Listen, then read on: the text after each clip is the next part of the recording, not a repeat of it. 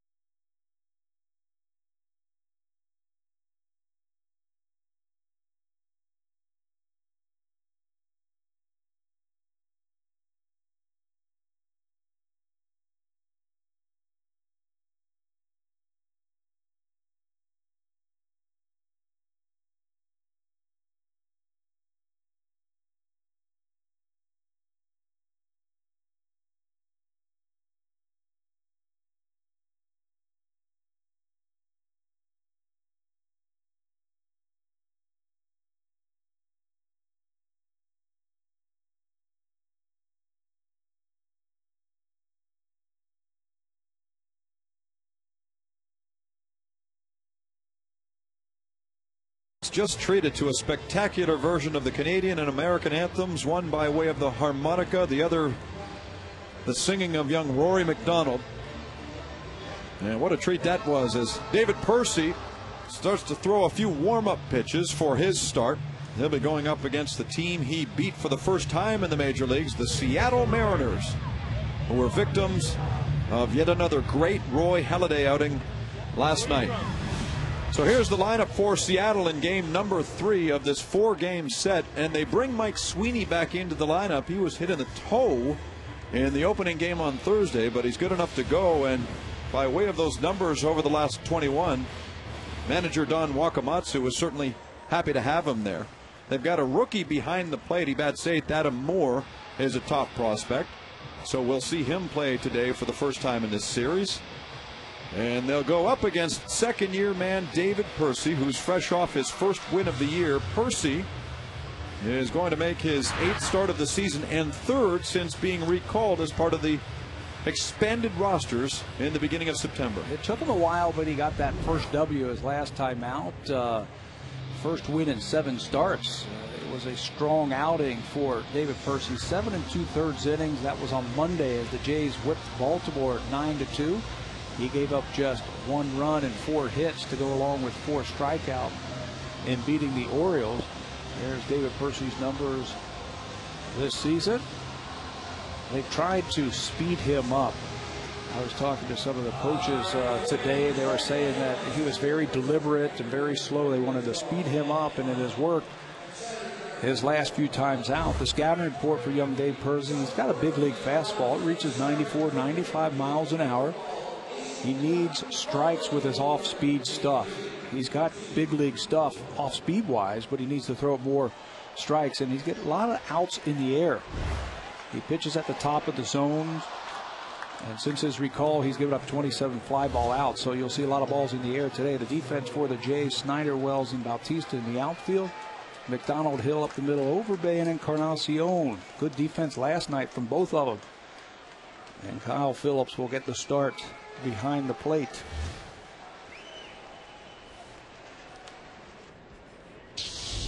Ichiro Suzuki is in there, and it's time to play some baseball today at the Rogers Center as Brian Runge singles strike 1 on the great Ichiro.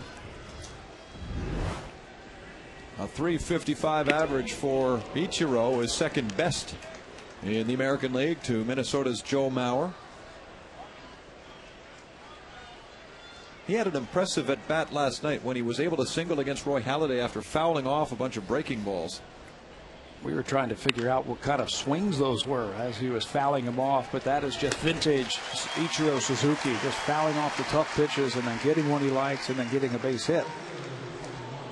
Something to look for. I was talking with Bruce Walton today before the game, and I said to him, I said, Bruce, something's different about David Percy when I watched his last start. He says what we've tried to do, and he and Brad Arnsberg and the pitching coaches down in the minor leagues, they wanted David Percy to work a little bit quicker. Now, not get the ball and throw it, let's go, but the windup's got to be a little bit quicker. Remember him at the beginning of the year? He was very slow and very deliberate, and what they figured, they found out that was throwing off his timing, like his leg was landing before his arm was getting up. They said, let's just go a little bit quicker with our windup, and it has worked. It really has. He's been a lot more consistent throwing strikes. It's very noticeable for those of you who watched the games early on in the year. He's got more of a Barry Zito type action to his windup, and I spoke with David about this the other day, and he said it was Dave LaRoche who made the recommendation. As that ball is laced up the middle, and Gutierrez has a 1-out single. Well, what it does also is that it keeps him standing a little bit taller on the rubber, so you stay on top of that ball. They've tried changing arm angles with him, a little bit higher, a little bit lower, and they just couldn't find anything that would help him to be a little bit more consistent in the strike zone. And so far, so good with his new windup. It paid off in his last start Monday against Baltimore. He went 7 2/3 and picked up the win. Gave up just 1 run. He faces Jose Lopez here with 1 out and 1 on. What you saw of David Percy, Pat, in his last outing was better command and better poise. A guy that just looked a little more comfortable on the mound. pitching into the 8th inning against Baltimore and picking up that first win of the season. When you would watch him earlier on this year, it was like he was trying to guide the ball, or trying to, like you're throwing darts. You're just trying to aim. Pitchers have to stay together and throw the ball with conviction to a spot. There is no question that David Percy has a big league arm. Here's the 2-0 to Lopez. Grounded down the line, a fair ball. Snyder over to get it. And Lopez was late getting around first, and he is out after he slides over second.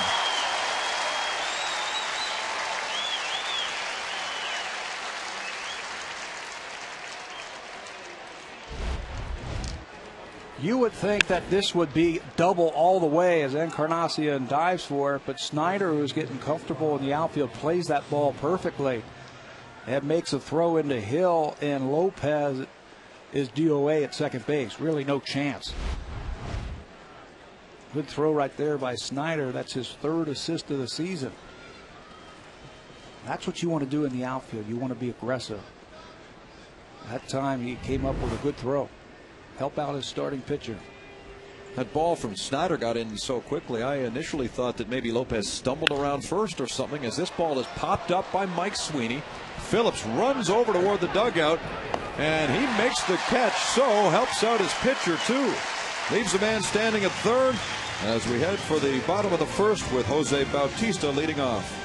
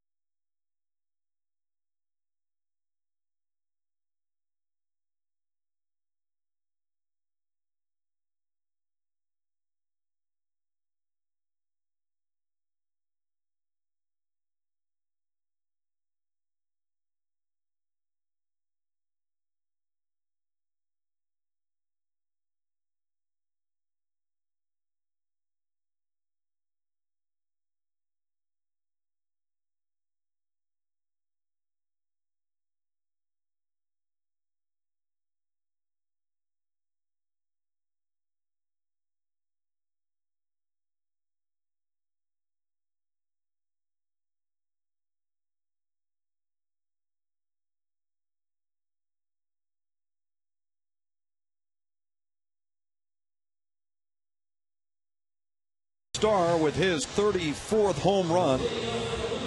It was all Roy Halladay needed as the Blue Jays shut out the Mariners 5-0. Halladay won his 16th of the year, and Hill's riding a 9-game hit streak right now. Little changes in the lineup, just Kyle Phillips inserted as the catcher, and today the Blue Jays face right-hander Ian Snell. You mentioned that he was acquired July the 29th from Pittsburgh in that 7-player deal. He really hasn't disappointed his new club. He's 5-1 with a very neat ERA of just over 3 in his last 7 starts for the Mariners.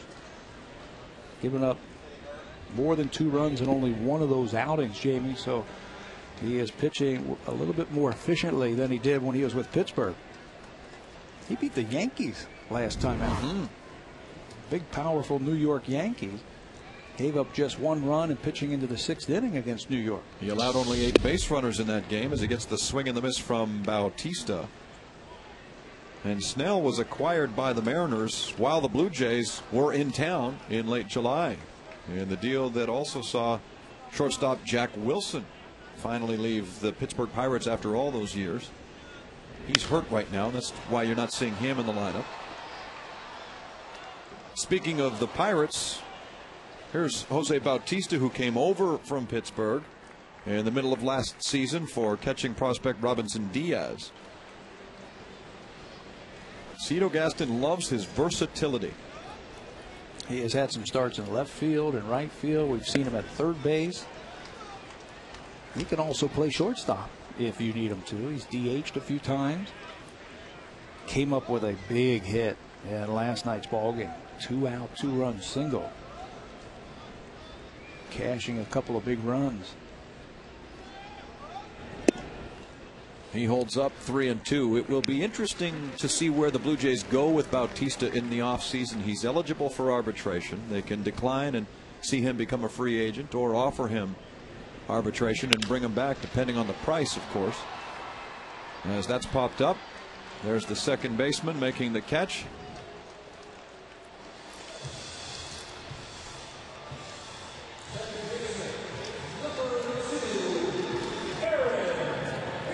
And so, speaking of second baseman, Aaron Hill comes up, and we look at the Mariners' defensive alignment. Lots of changes for the Mariners in the first 3 games here. Lopez, who was at second, is now at first. Tuiasa Sopo is in there. Wilson Hanahan will play because Beltre is injured. Bill Hall gets a start in left field. He was off yesterday.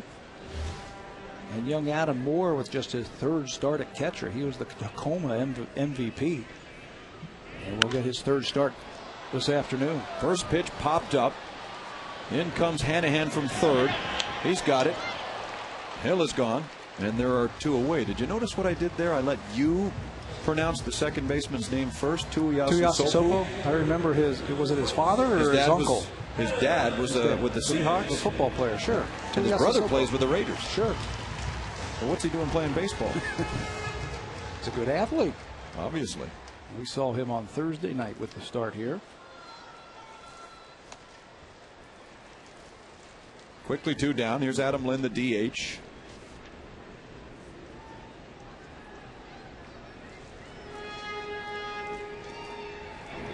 In the off seasons, the last few years, Lind has been able to go back home to Anderson, Indiana, and work on his game. Hit in the batting cage. I'm not sure it's going to be so quiet this time around. He'll go home with over 100 RBIs and 30+ home runs.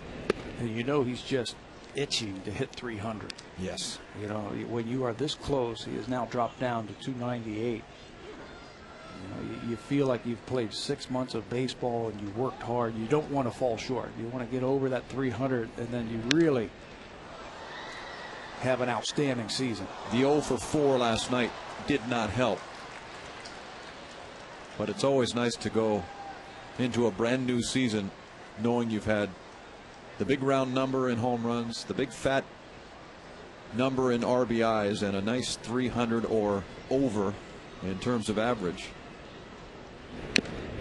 Let's face it, it's what every major league hitter shoots for. Is a season of 300+, 30+ home runs and 100+ RBIs. Well, some of us didn't shoot for 30 home runs because we knew that was never going to happen. But the 300 batting average, of course, and 298 or 299 is it's not 300. It's not right. It's not going to be. You'll have that forever on your baseball card. Yeah. You know, so you want to get over that 300.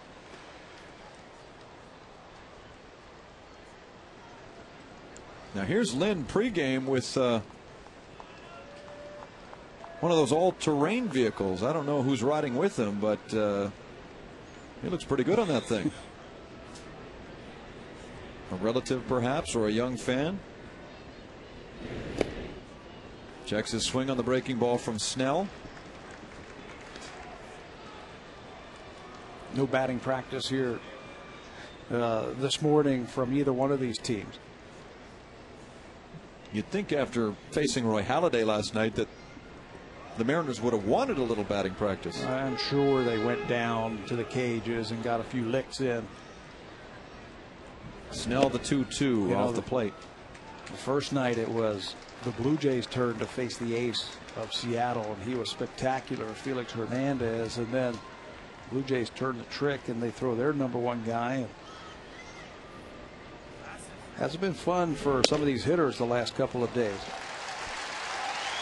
Lynn patiently works a walk against Ian Snell, and so Vernon Wells will step in with 2 out and a man on first.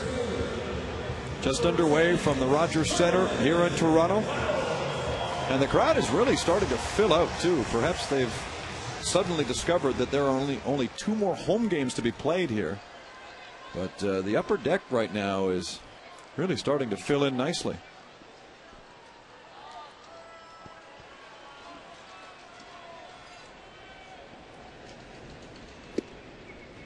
Strike one. As called by Brian Runge, who was having a good time with us down at first base last night. We sat in the TD Canada Trust comfort zone, and he came over and yik-yak for a while. Because he knew that we had a replay monitor with us.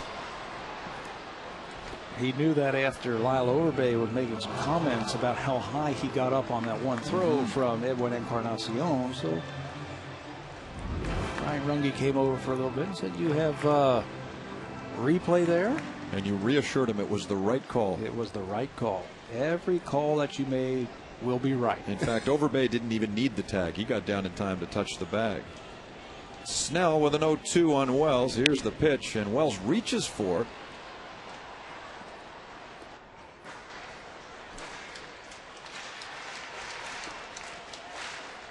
You'll see that a lot from Ian Snell this afternoon. You know, he's only 5'11", 198 pounds, but he packs a punch in that body. Throws hard, low 90s fastball, but he'll throw a lot of breaking balls. His first big league win was back in 2005 in September of that year against Roger Clemens and the Houston Astros. Snell at that time was with Pittsburgh. He allowed just 3 singles in 8 innings of work. Nice way to break into the big leagues. This is start number 11 with Seattle, number 26 on the air, and he checks Lind at first. Really not much of a threat to steal. Adam Lind does not have a very big lead over there. They're going to let Vernon Wells swing the bat. He has been so hot. No sense trying to steal second and getting thrown out. Shot right up the middle, but stabbed by Snell. He throws out Wells and ends the inning. 1 left, 1 in the books, no score.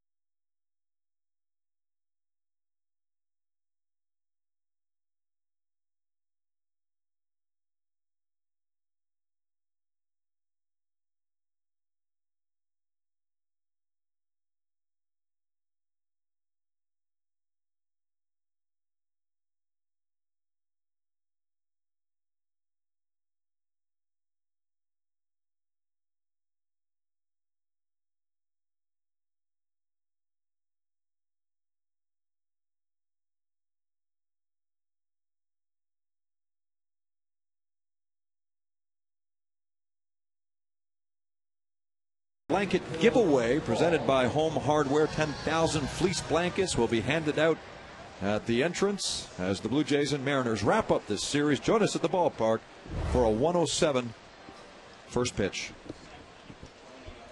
Today it's game number 3. The two clubs have split the series so far. Seattle winning 5-4 on Thursday on the strength of Felix Hernandez's 17th win.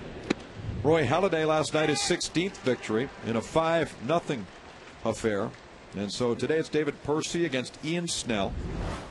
Here's Bill Hall, who has split the year with the Brewers and Mariners. He goes after a high fastball, and it's strike 2. I'm Jamie Campbell with Pat Tabler and Sam Cosentino back in the broadcast booth. We had the pleasure of sitting down low, first base side, last night to watch that gem from Doc.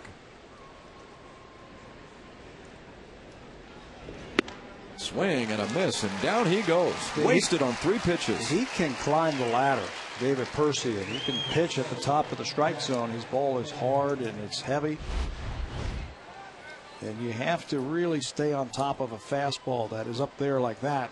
Bill Hall swings right through it for the first strikeout of the afternoon. He has had a lot of fly ball outs. 27 in his last 2 starts since coming back from the minor leagues. He's had a good September. He really has. His batting average against is under 200. His ERA is just over 2 in the 2 starts that he has had. I think this is what they were looking for when they drafted him a few years ago.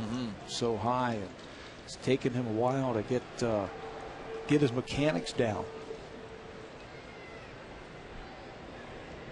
Here's Jack Hanahan, and Phillips is shaking his head because this happened to him in the game on Monday against Baltimore.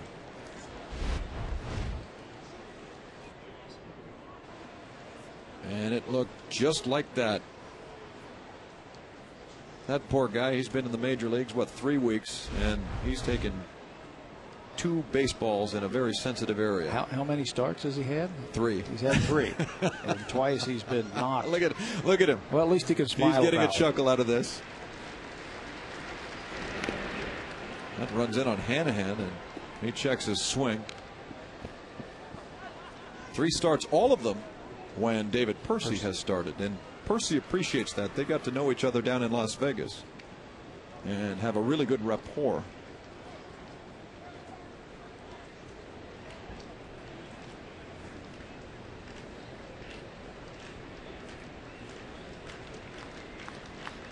Phillips moves side to side. Hanahan fouls it back. It really speaks to the relationship between pitcher and catcher. Percy told me that, he's not afraid to shake off Kyle Phillips. If he doesn't like what is being offered up. Well, you are you're the master out there. Last line of defense. If that's not what you want to do, just shake him off. But we haven't seen too many of that here early in this game. They look like they work well together, and they have an idea of what they want to do with every one of these batters. The 1-2 pitch off the plate, and Kyle Phillips really wants to have an outstanding game today because he's got his older brother watching, in uniform, in fact. Jason Phillips, the ex-Blue Jay catcher, is the bullpen catcher with the Mariners now. As Jack Hanahan hits this ball in that direction, Bautista is there, and he makes a beautiful catch. Oh my goodness. Might have hurt himself too, slamming up against that wall, but that was a dandy of a grab out there in right field. You will not find a finer catch by an outfielder.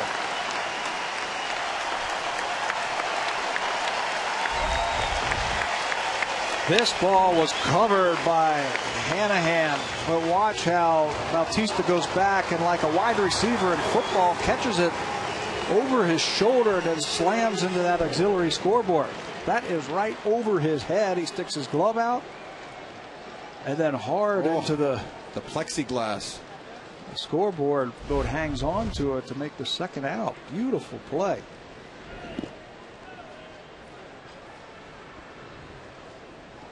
Cito says, he might not be the fastest guy on the team, but he gets good jumps in the outfield. His arm has been very accurate.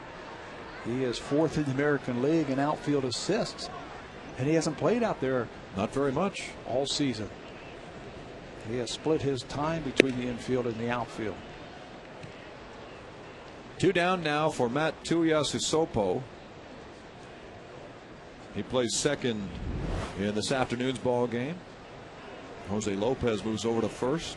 Just a 200 average for Tuiasosopo, and he rips this ball foul. There's a 7-year difference between Kyle and Jason Phillips. Those Jays fans remember Jason for a couple of years. He was a backup catcher with this club. Spent most of his time with the big league, or in the big leagues, with the Los Angeles Dodgers and the New York Mets. as that is ripped to left field, but Snyder is right there, and he's got it. A 1-2-3 inning for David Percy. No score from the Rogers Center. You're watching Blue Jays baseball on Rogers Sportsnet.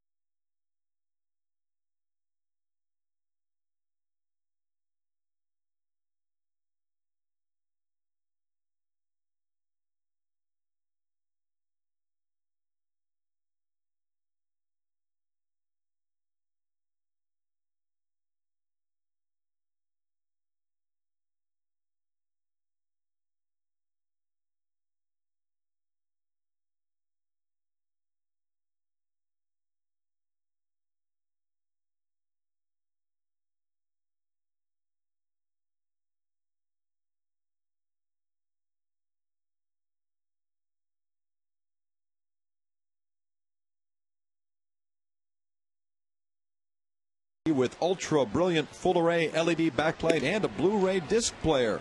Aquos LED, the evolution of LCD TV continues. To enter, please visit hitahomerunwithsharp.ca. Well, the way things have gone, you might just want to wait around until the 6th inning, because that's when the Blue Jays do their damage, and that's when we give some televisions away. We did last night, thanks to Aaron Hill. Did the night before, thanks to Vernon Wells. Did the night before that, thanks to Travis Snyder. That 6th inning has been the bonus inning for the Blue Jays the last little while, as Encarnacion steps in and faces Ian Snell.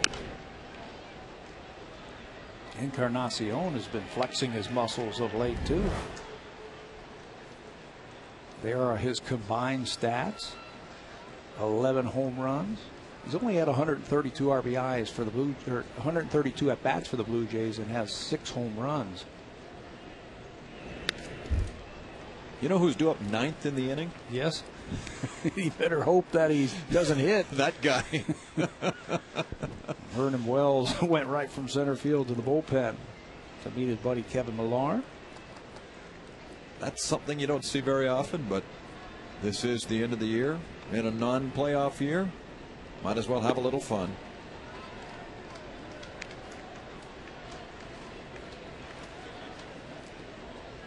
If it gets back to the top of the order, we'll keep an eye on Vernon and see how quickly he gets into the dugout.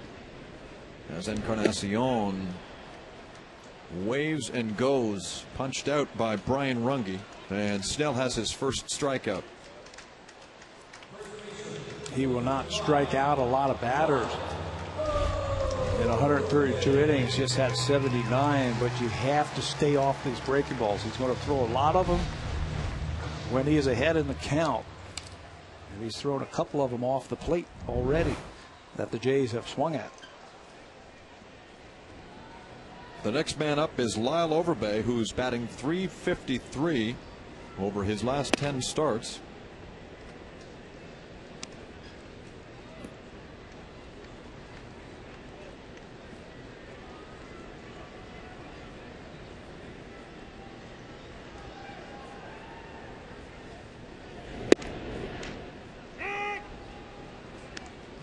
Last year we broadcast a game from the TD Canada Trust Comfort Zone.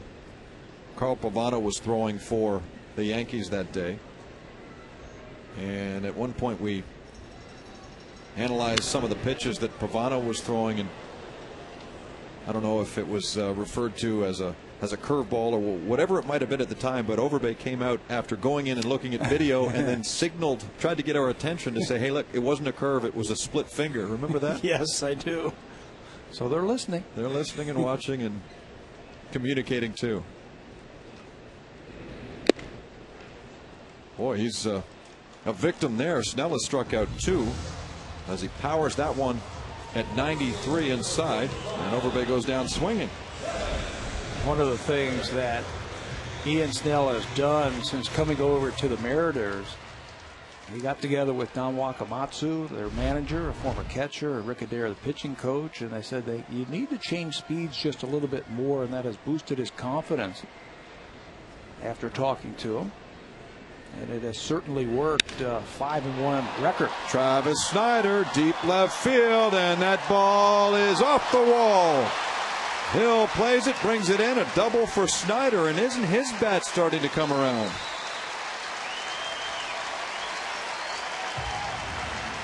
He has natural power. That is something you cannot teach. You can take all the batting practice you want, but if you don't possess that great strength like Travis Snyder does, you're really not going to hit home runs. He comes a couple of feet from belting one out right off the top of the wall. And you can always tell with young batters, young players, if they have power, if they have the ability to hit the ball out the other way. Travis Snyder certainly can do that.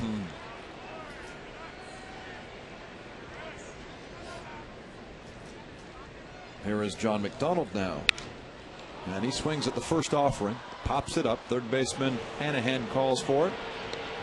And that's the inning. Snyder doubles with 2 out. He's left on base. And after 2, there's no score. You're watching Blue Jays baseball on Rogers Sportsnet. And, you know, Vernon Wells is just lucky they didn't go through the order.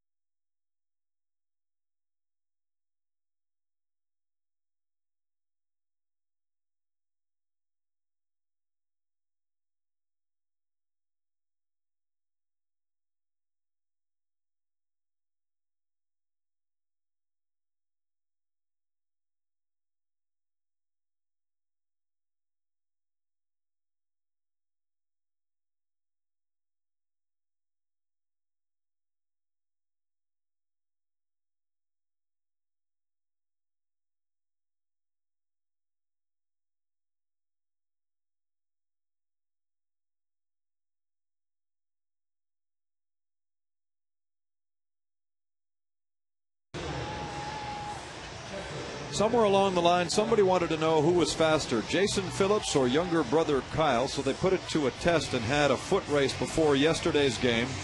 Older brother Jason on the left by 7 years, likely a little more out of shape than Kyle, who's an active major leaguer right now, and Kyle won this one going away. Low flying. Well, wait a minute. Yeah. Neither one of them runs that well. That was funny. They had a lot of players out here. They might have had some wagers on it. Sure. But they were having a lot of fun before the game yesterday. Here is perhaps the catcher of the future for the Seattle Mariners, Adam Moore, who turned 25 this past May. 6'3", 220 pounds. He's a big one. Out of Longview, Texas, drafted in 2006. He shoots this to McDonald at short, and Moore is the first out of the inning.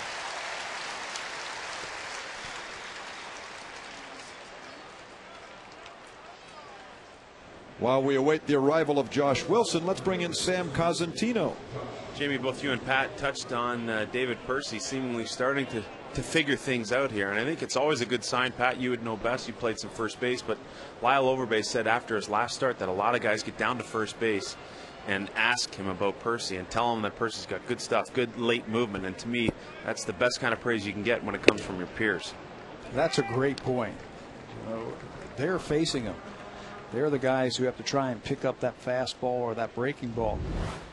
And when they make contact with it, it looks like, and for what I've heard, that he throws a heavy ball, that it just doesn't, well, it just explodes on guys' bats.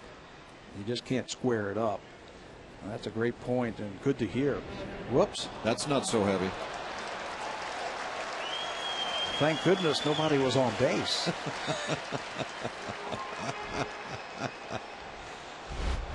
You know, look at him hiding himself. It's still a ball. Yeah.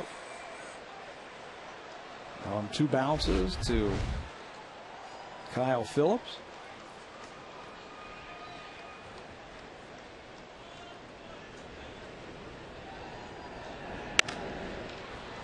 Fly to right, and the ball twists out of play. You know, you can watch the opposition against the pitcher, you know, like David Percy. Are they getting good swings on him? You know, do they look comfortable in the batter's box? Are they able to get the bat head out in front on his fastball? And so far, all 3 of them, you know, have been positive for the Blue Jays. When Baltimore was here during the middle of the week, I remember Dave Tremblay saying that so many opposing players are coming to him and saying, boy, are we ever impressed with Matt Wieters. That must be, as Sam pointed out, high praise when other players are asking about your abilities, raving about your abilities. As that is popped up, and Overbay comes over to make the grab. Wilson is gone, and there are 2 out in the 3rd. Well, he's in a good place right now. He is working quickly. He is throwing strikes, and he's using all 4 of his pitches. Sometimes young players come up here and they feel like they can't get the breaking ball over, so they just disregard it altogether. And they take one of the bullets out of their ammunition, and then, you know, they are not successful. It looks like Percy here this afternoon is able to throw all 4 of his pitches whenever he wants to. Time for a Rogers Fast Fact, and it's brought to you by Canada's fastest mobile network, 3 times faster than any other. Since coming to North America in 2001, Ichiro has 291 more hits than any other major league hitter. That is something else. Of course, he was Rookie of the Year and MVP in 01. I remember when Fred Lynn did that in '75 with the Boston Red Sox. And I thought, how do you win the most valuable player award in your first year? That is quite an accomplishment. 1975. Freddie Lynn, Rookie of the Year and MVP. Now, Ichiro had been an established star over in Japan. Yes. Before he came over here. Too bad he could not have started his major league career at 20, 21 years old. You're talking 5,000 hits. It may be. And look at Travis Snyder. Oh, that will impress the folks back home. They are watching today in Mill Creek, Washington, and the native son just made a heck of a grab, and he took one away from Ichiro. Playing much better defense. He threw out a runner in the 1st inning, and now takes away a hit from Ichiro.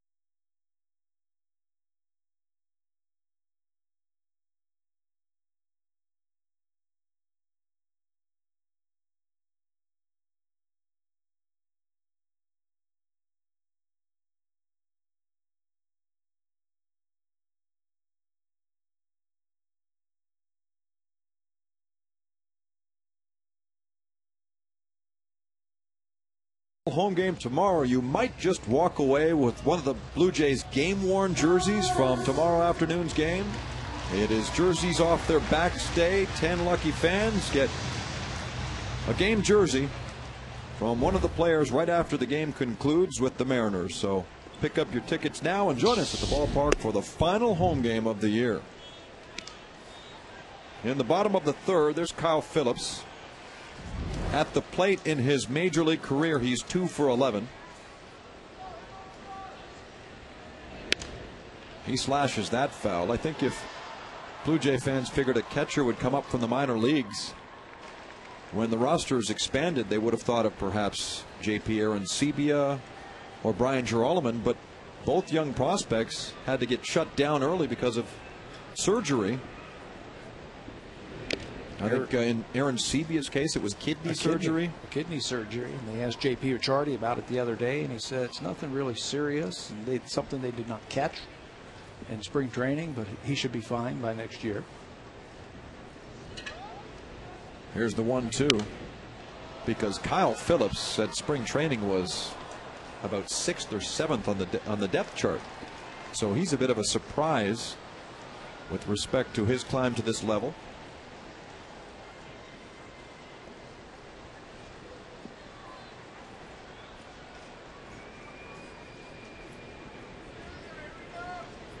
The 1-2, and there he goes. Ian Snell strikes him out. There are 3 strikeouts in the books for Snell today, 1 out here in the third, and we bring in Sam Cosentino. Well, guys, you got to look at these 2 cameras, and they are used primarily for viewing the open side of the hitter, something hitters can take home with them throughout the course of the offseason, or something that they can view throughout the course of the year. Brian Abraham and Robert Pullman are responsible for the Jays video, and just adding that extra little touch to give the viewer a little different look and some sort of aid to help them out. Captain Video at work. Been doing it for years and years and years. You can go up and watch your at-bat. If you make it out, if you're the first batter in the inning and you make it out, you can go back up and watch your at-bat. You can see it from different angles. From the side, you can see if you're sliding forward or if you're staying back. You can see the path of the bat, if it's level. You can see it like we're looking at it right here. Straight on, is my front shoulder staying close?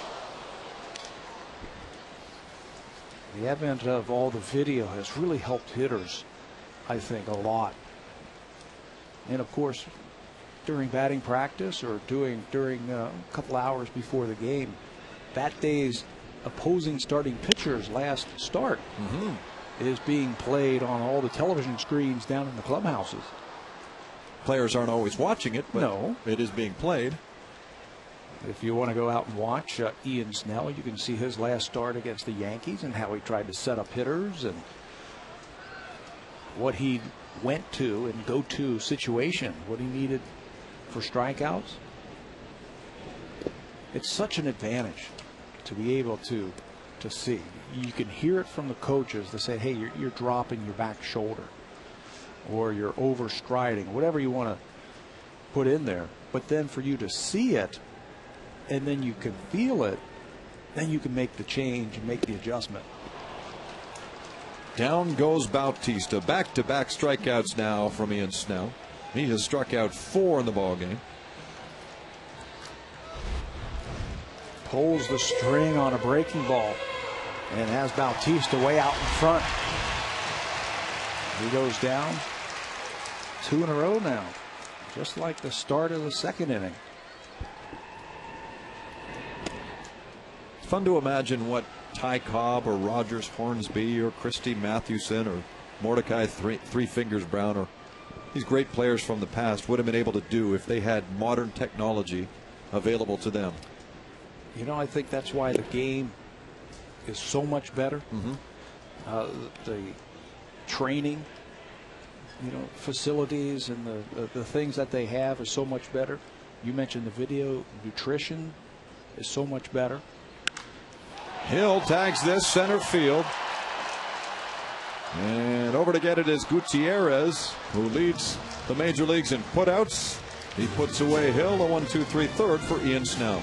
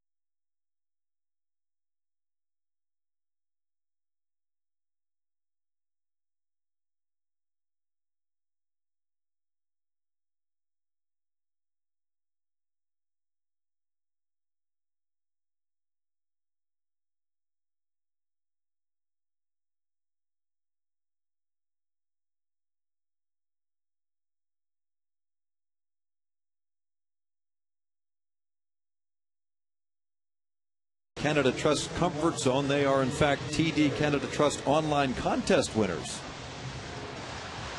Getting the vantage point that we had last night for Roy Halladay's 16th win. It's so much quicker down there. Yeah, the game so much faster. Halladay 3 shutouts this year, 8 complete games, and all of them right here. Right here. That is customer satisfaction.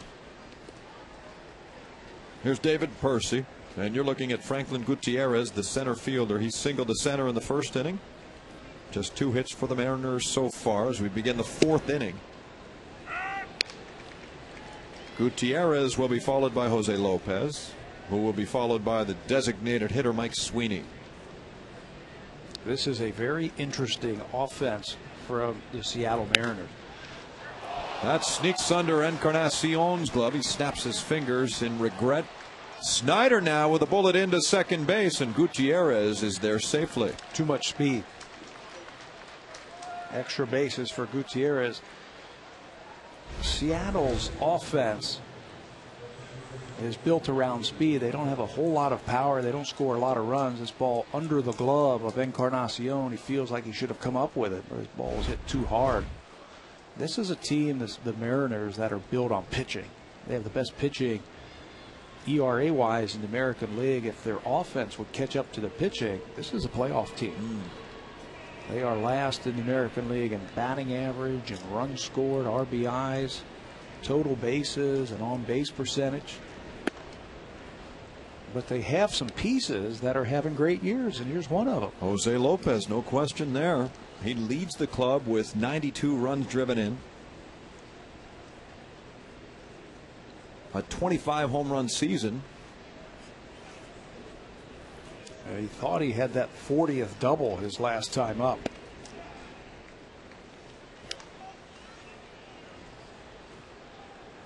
And that would make him just the 5th Mariners player in club history to have 25 home runs and 40 doubles in one season. Travis Snyder saw to it that he wouldn't get it by throwing him out at second base his first time up.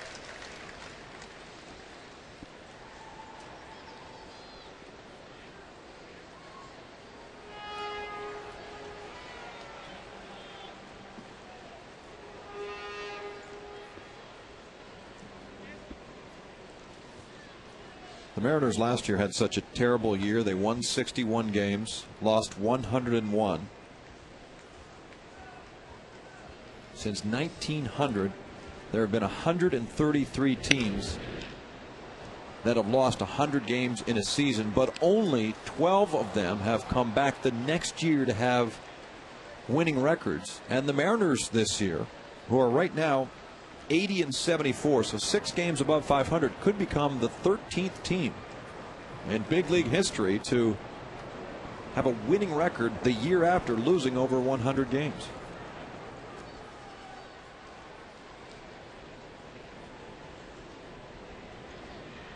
As Percy twirls the ball, has a 2-2 on Lopez, man at second. The pitch is fouled away. And as Phillips comes out, we'll go downstairs once again and bring in Sam. Well, Jamie, the big guy beside me is Chad Jenkins. He's the first pick, 20th overall by the Blue Jays in the 2009 draft. And tell us a little bit about your day and what's going on here. It's been a fun day. I woke up this morning, got to come down to the field, meet some guys in the clubhouse and throw a bullpen. And I got to come out in the field and be introduced, and just ate lunch. So it's been a fun day. You talked about the bullpen a little bit. I know some of the Blue Jays brass out there watching. Give us a little bit about your repertoire and what you throw. I have a 2-seam, little sinker, slider, and a changeup, and it was fun throwing today because Cito came out. It was nice to see the head coach, and of course the pitching coach Arnsberger was there, so it was a fun day. Take us back to draft day. Expected that you were going to go in the first round. Probably not exactly sure where it was going to be. How exciting was that for you? And tell us about how the day unfolded. To be honest with you, I woke up that morning. I was a little nervous, so I went and got a workout in, and then I came home, took a nap, and I woke up in time for the draft, and I just sat there and waited and waited. And my agent called me about pick 18. He said it looks like Toronto. So as soon as I heard my name called, I was really excited. And how about your family, brothers, everyone excited? I'm an only child, but yes, my parents are very excited, and it should be a good time. I'm looking forward to it. It's a great organization. I've been here for about a month now, and it's awesome. Everybody's great. The city's great. I love the fan base you got here, and it's just going to be a lot of fun. I want to talk a little bit about the course of the year. You played for Kennesaw State at 1.41 scoreless innings. How was it being in that kind of zone? It was a good little streak. I mean, I came out week after week and just did what I had to do in that game, and I was lucky I had great defense behind me, and the streak just kept going and going, but it was a fun time. Well, Chad, thanks for your time. Continued success, and good luck climbing the ladder. Thank you very much. Chad Jenkins, the 20th pick by the Blue Jays, here and taking in some of the finer things the city has to offer. Well, we're watching a former first rounder in David Percy back in 2004 on the Hill, and one day soon maybe Chad Jenkins will be toying the rubber here in Toronto as he finally gets a swing and a miss from Lopez, who mumbles to himself as he walks off. A strikeout victim. Percy has his second. Another high fastball that's hard to resist for Jose Lopez to try and stay off of it. He was trying to move the runner, but can't catch up to a letter high fastball from David Percy. Big strikeout because he is not able to move that runner. He can't advance him to third base where he would get there with less than 2 outs. And so Mike Sweeney now holds that bat high above his head as he stays off the first pitch ball one. Sweeney suffered a bruised toe in Thursday's game. He was the starting DH that day and had to be replaced by Ken Griffey Jr. This is his first year with the Mariners. He spent last year with Oakland. Prior to that, 13 years. 13 of them with the Kansas City Royals. He was the face of that franchise for so long. Yeah, their best hitter and their best player for a long time. And he's been swinging a hot bat. So with first base open, I'd go ahead and pitch around Mike Sweeney. He has driven in 11 runs and had 9 extra base hits in his last 20 games. He's always been a very good RBI producer. So you've got first base open. You're behind in the count 2-0. If you walk him, nobody hurt. You've got first base open and you can set up a double play.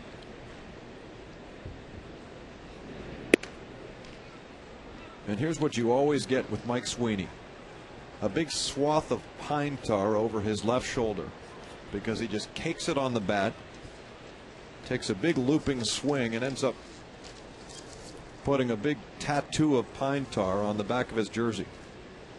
I don't remember watching him with a clean jersey throughout an entire game.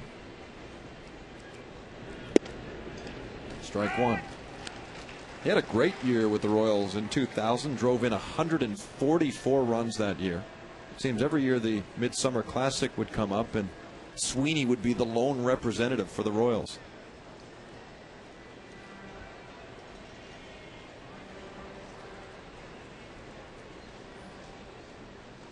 Three and one here, man at second, and a swing and a miss. 3-2 now. Gutierrez led off the inning with a double to left field. Lopez, after a long battle, struck out, and now Sweeney's up there, a full count. He doesn't give in to him either on that 3-1 pitch. Threw him an off-speed pitch. He has driven in 100 runs twice in his career.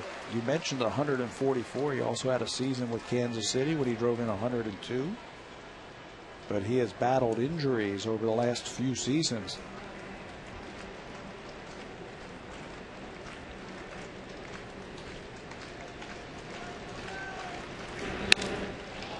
Line to left field, a base hit. Gutierrez is waved home, and he scores the first run of the game as Seattle opens the scoring on Mike Sweeney's RBI single. He got a strike 2 on a changeup to Sweeney, but then goes back to the well a second time, and a good hitter is waiting for something like that. I think Sweeney knew that he was trying to pitch around him. There's the changeup. You saw the grip in his glove. And a good hitter comes up with big RBI hits. Mike Sweeney gets the first run of the game on the board for Seattle.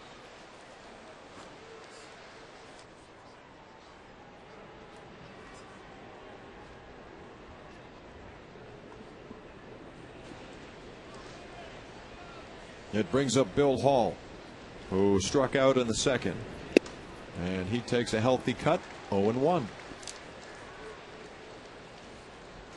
What has happened to Bill Hall? Good question. This is a player who just a few seasons ago with Milwaukee hit 35 home runs with the Brewers and drove in 85. And yet we got there last year and did an interleague season at Miller Park, and they booed him every time he came to the plate. Yeah. He has played different positions. He hasn't complained when management asked him to go to the outfield or switch to third base or play some shortstop or second. And then they got rid of him, and here he is with the Mariners.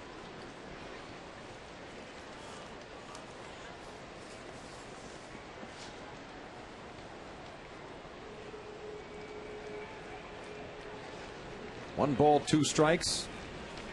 Percy delays.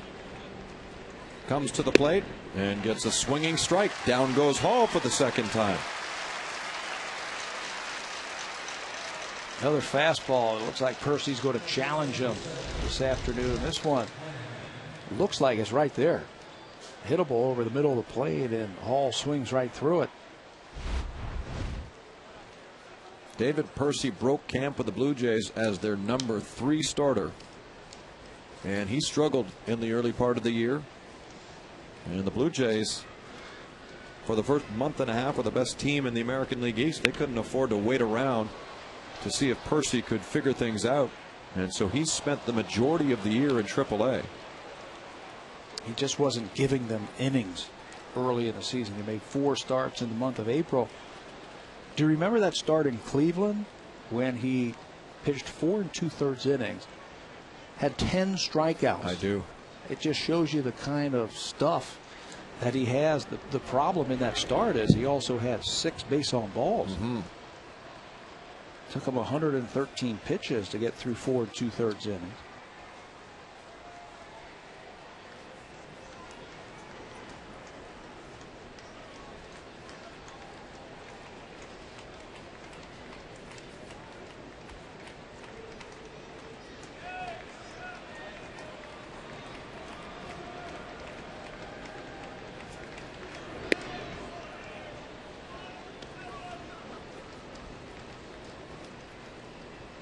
Well, if he puts together a few good starts to end this season, he might be in a good position to break camp again next year. I certainly think so, because he's young. They have money invested in him. He's got a big league arm. Some players just take a little bit longer for the light to go on. They have to find something that works with them. And I've had this discussion with left-handed pitchers in the past, that sometimes it takes them a little longer. Hopefully for the Blue Jays and David Percy, that light has come on. It is 1-0 for the Mariners here at the Rogers Center as you watch Blue Jays baseball on Rogers Sportsnet.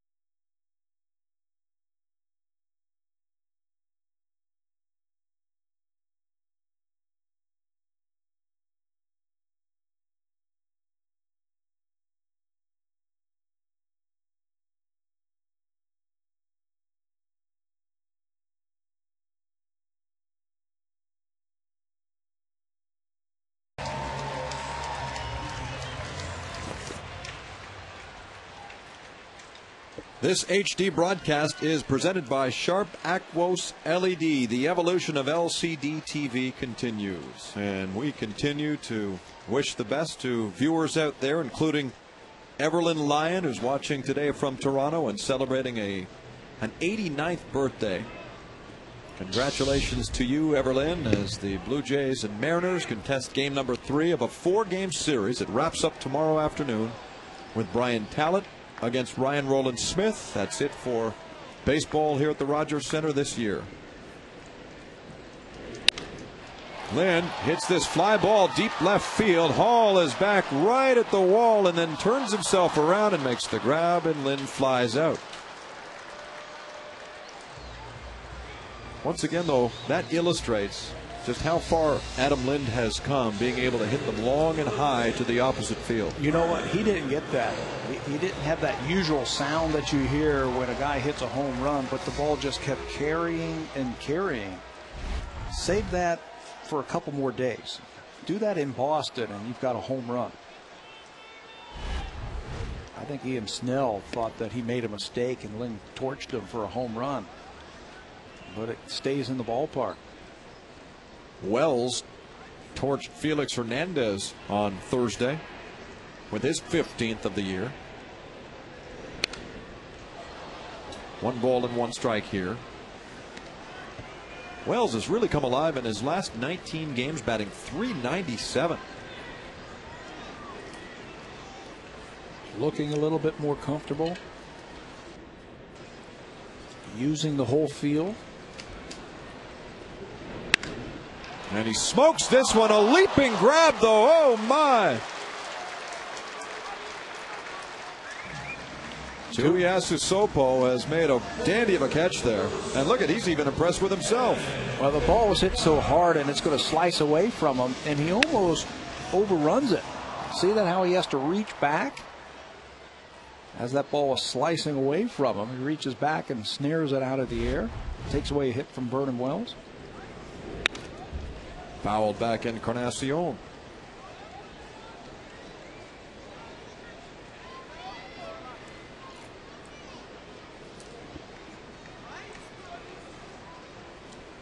Speaking of opening day 2010, I suspect you'll be seeing this man playing third base then.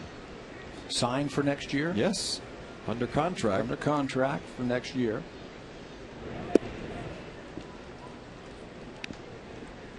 Cito was saying the other day that he will probably be their third baseman. He's done well to ingratiate himself with Blue Jay fans. In the last 3 weeks or so, when he first came up, he struggled, had a tough time with American League pitching. And it wasn't quite the vacuum defensively that Scott Rowland is. We saw him in New York, and we asked him about the American League. What do you think of the American League? He had 3 words for us. Breaking balls. Too many curves. That's right. Too many breaking balls.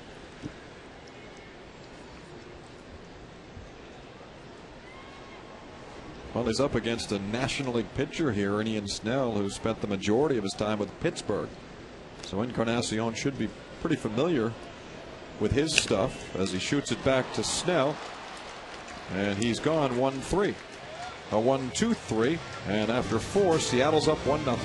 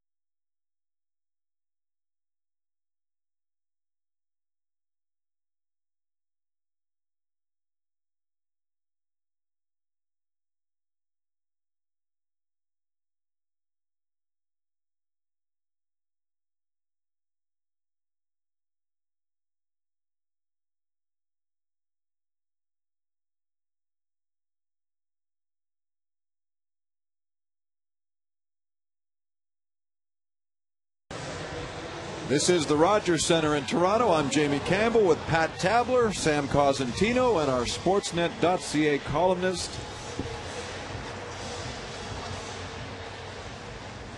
Scott Carson. As we head into the 5th inning, David Percy has looked really well. He's given up just the 1 run and 2 hits. Jays need to get the offense going. They just have that 1 hit against Ian Snell. They have to figure him out. Tuiasa Sopo, who made that great play last inning against Vernon Wells, leads off the 5th inning. And you pronounce his last name with such fluidity, Pat. I'm still wrestling with this one. Really? Tuiasa Sopo. Yeah. I'll get there. Tuiasa Sopo. I'll be out of town by the time I get there, but I'll get there. Oh, he's a From big. here on in, he's the second baseman. He's a big guy, too. He looks like he has a football body.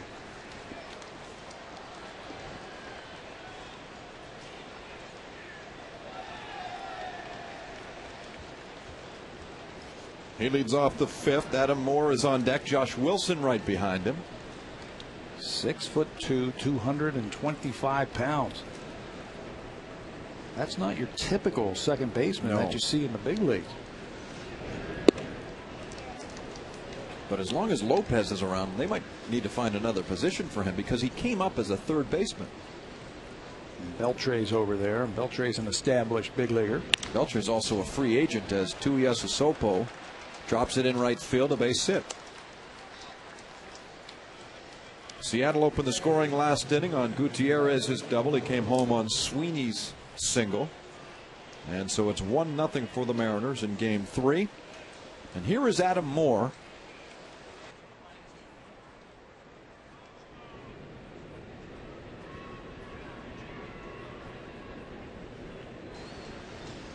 He started his pro career just 3 years ago, hitting .317 in low A ball for the Mariners. Spent all of last year in Double-A with West Tennessee and finds his way to the big leagues now. He was just called up on September 13th.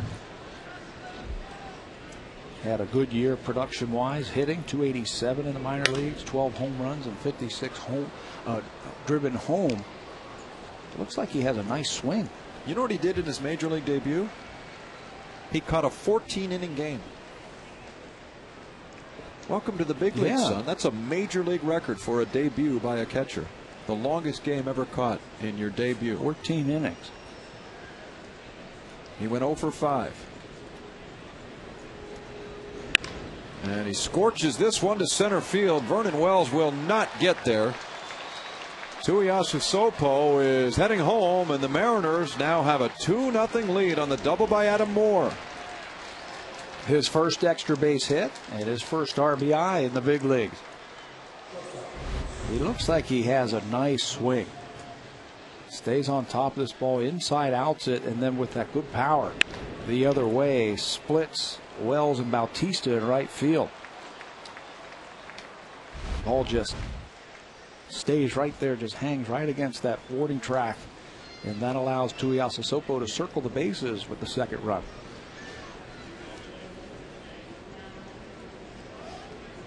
Brings up Josh Wilson now, the shortstop, who shows bunt and brings the infield crashing in.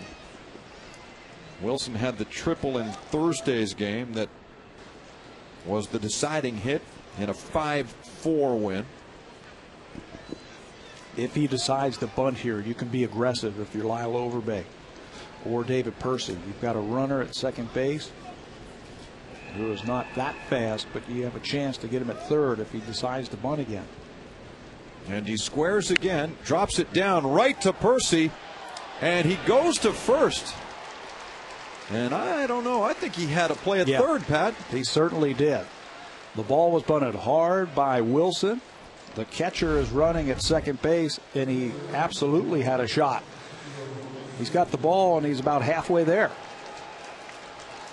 But if a guy is giving himself up, you have to be 100% sure that you're going to get an out.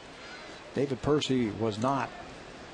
So he takes the sure out over at first base. The sacrifice works, and now Ichiro gets the hit with a runner on third and less than 2 out. And that forces the infield in as Ichiro's 0 for 2. Take strike one from Percy. Ichiro's career totals now 2,021 hits. His batting average has dropped a percentage point. You know, and lefties really give him trouble, Jamie. He's a left-handed batter. Lefties have been tough on him this year. He's only hitting .349 against left-handed pitching. Have you noticed what David Percy's doing here? He's taking the Pat Tabler to Jason Frazier piece of advice and just throwing it right down the middle. Surprise him. And look, he's 0-2 now. And 3 pitches right down the middle. And Ichiro's pointing at a spot in the dirt, and now he just got run up by Brian Runge. Ichiro ejected from this game. Don Wakamatsu gets in between them.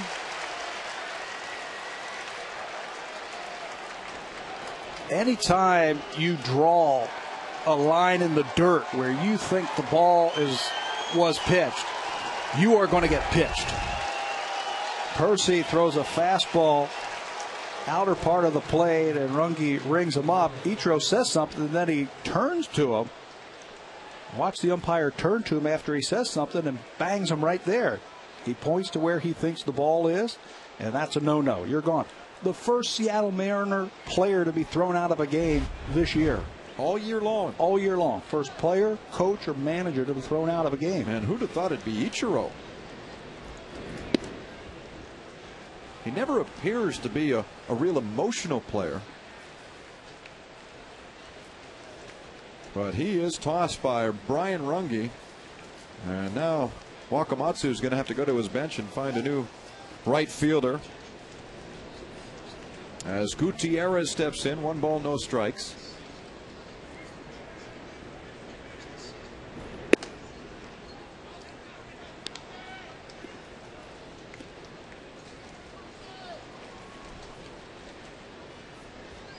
Well, that's an automatic, you know, when you take your bat and scribble in the dirt where you think the pitch is, that's an automatic.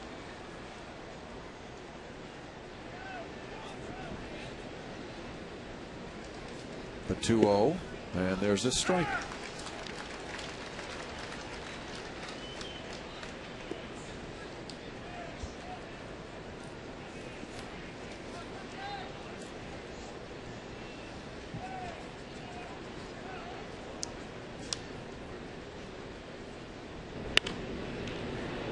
Fouled back, 2 balls and 2 strikes.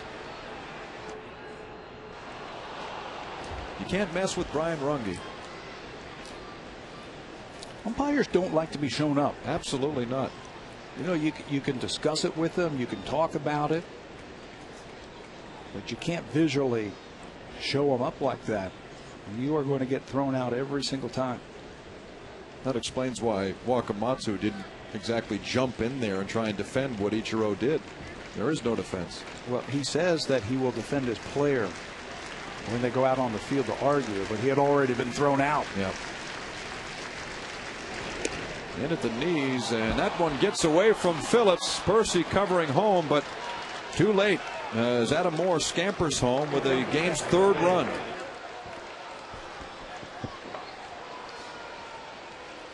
It looked like David Percy was going to strand him out there at third base, getting Suzuki, getting 2 strikes on Gutierrez, but this pitch gets away from Phillips.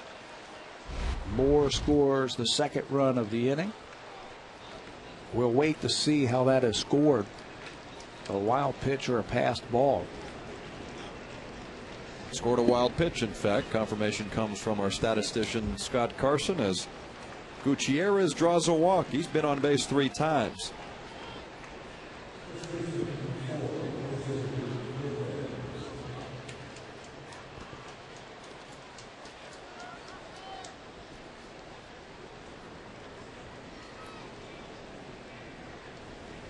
That brings up Lopez again. He's 1 for 2.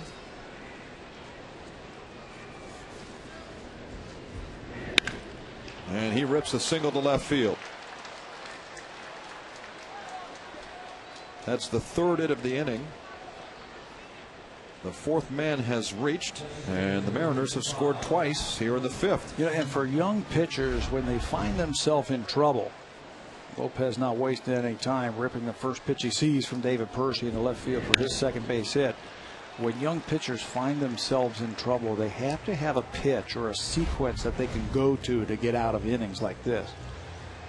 David Percy has to find it here. A single, a double, a sacrifice, a strikeout, which was huge. But then the walk and the base hit and the wild pitch have scored a couple of runs. I think his best pitch is a well-placed fastball. That is something that he can use to get ahead. Up in the zone. He showed that against Ichiro. Yeah, go right after him. And then if you put fastball in the mind of the hitters, and you can mess with them with something off speed. Here's Mike Sweeney, and that's ball one. Just before Ichiro was ejected, I mentioned the advice that you gave to Jason Frazier. For those who weren't tuned in last night's game, Frazier approached you before the game and said, how should I pitch Ichiro? And your advice was fastball down the middle. Yeah, I asked him what the numbers were against Ichiro. He said he has 6 for 8. What would you do? I said, well, throw a fastball down the middle. He's not expecting it. We used to do that the way Boggs. Boggs used to wear us out. Started saying, all right, here it is. Fastball. Hit it. Get ahead. You'd at least get ahead. Because he used to take the pitch.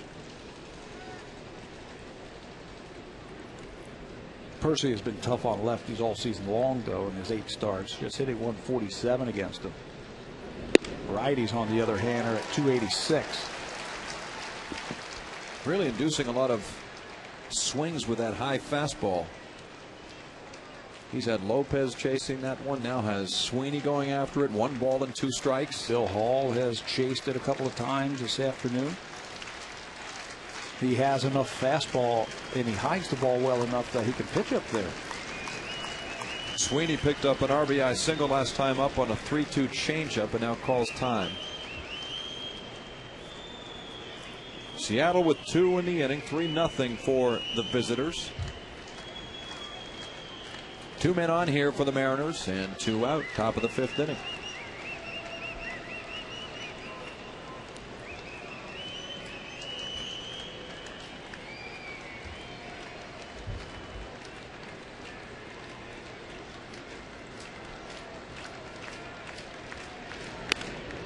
Little grounder out to Encarnacion. He gets the force at second, and that ends the top of the 5th. The Mariners score twice and add to their lead.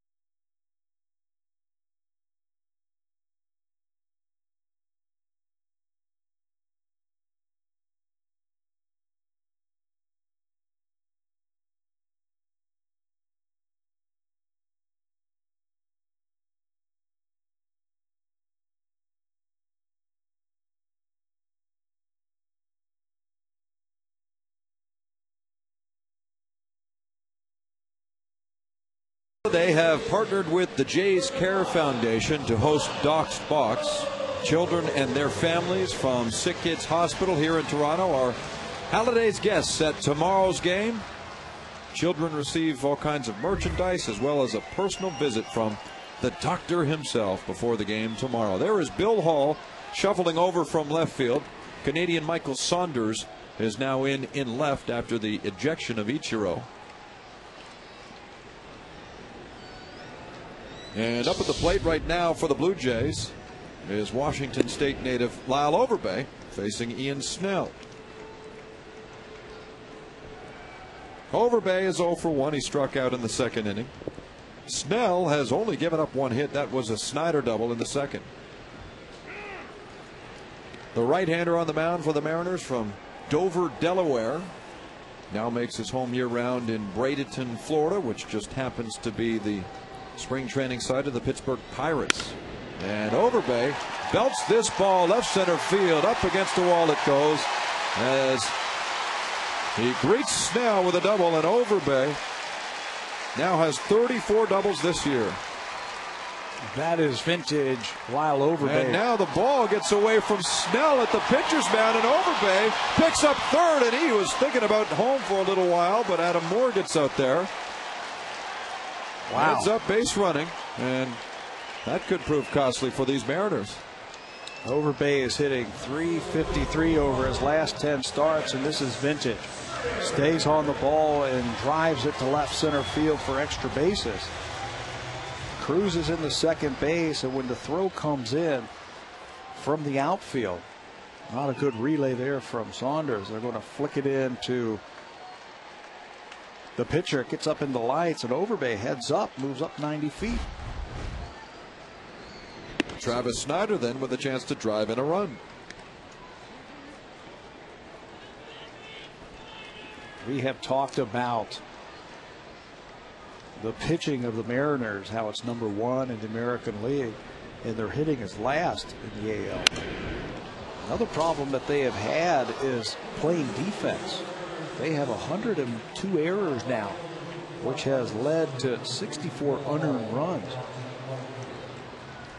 They've still won 80 games this year.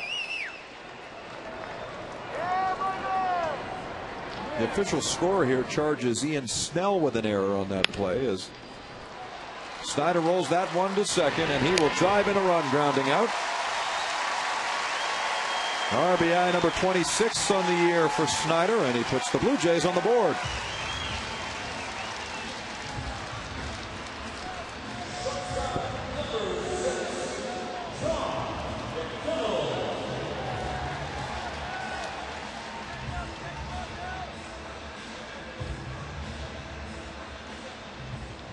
Tough error on Ian Snell when that throw came in from, I believe it was Tuiasosopo, the back man on the relay tandem to left field. Got up into the lights, and he just lost it. And he is the one who is charged with the error. An interesting call.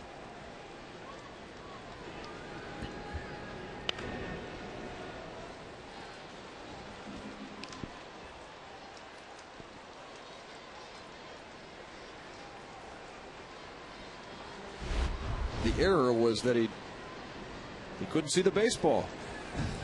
He never touched it. Now, I don't know how he can get an error when he never touched the ball, but that's another story. Yeah. Snell picks up his 5th strikeout.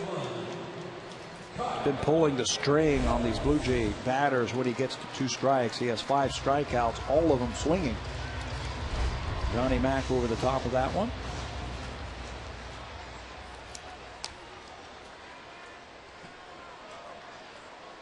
You can have as much fun second guessing the scoring of a game as much as you can second guess the way the game is played, as Phillips there flies to left field, and that ends the 5th inning. The Blue Jays count 1 and trail it 3-1.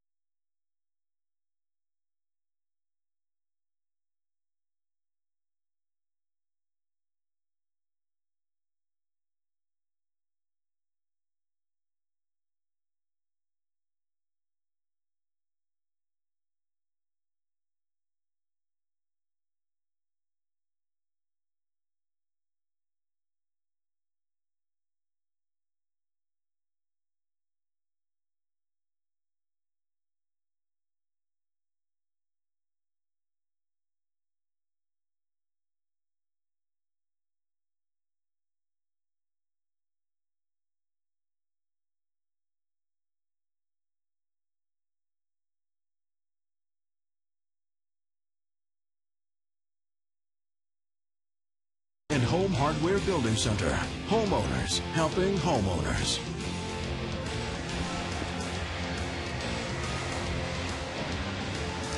There's a recognizable face, at least for us, Bob Layden, who's once again used his Blue Jay pass to get into a ball game for free. As we present this one to you on Rogers Sportsnet today, Jamie Campbell is with Pat Tabler and Sam Cosentino. As the Blue Jays trail the Mariners 3-1, here's David Percy going back to work in the 6th inning against Bill Hall, now the right fielder, Jack Hanahan, and Matt Tuiasosopo.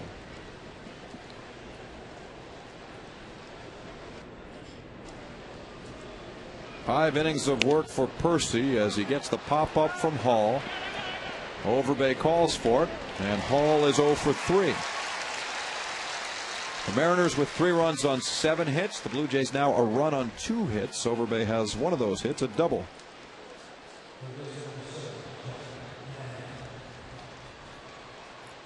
I would imagine, Jamie, that if Percy gets into trouble, this would be his last inning.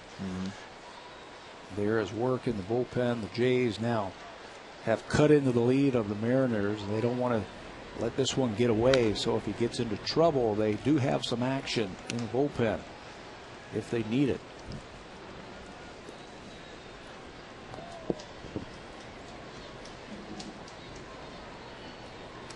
Here was Jack Hanahan, whose first taste of big league ball came with the Detroit Tigers. Most recently he was with Oakland, but was acquired by the Mariners in the middle of the year after they experienced some injury troubles with Adrian Beltre. Cut on and missed, 1-2.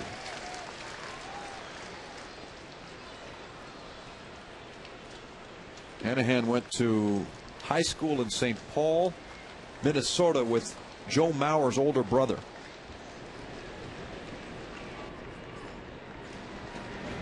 The pitch, and that's a little low. Looked like a good one. Yeah, a good pitch right there from Percy, just under the knees.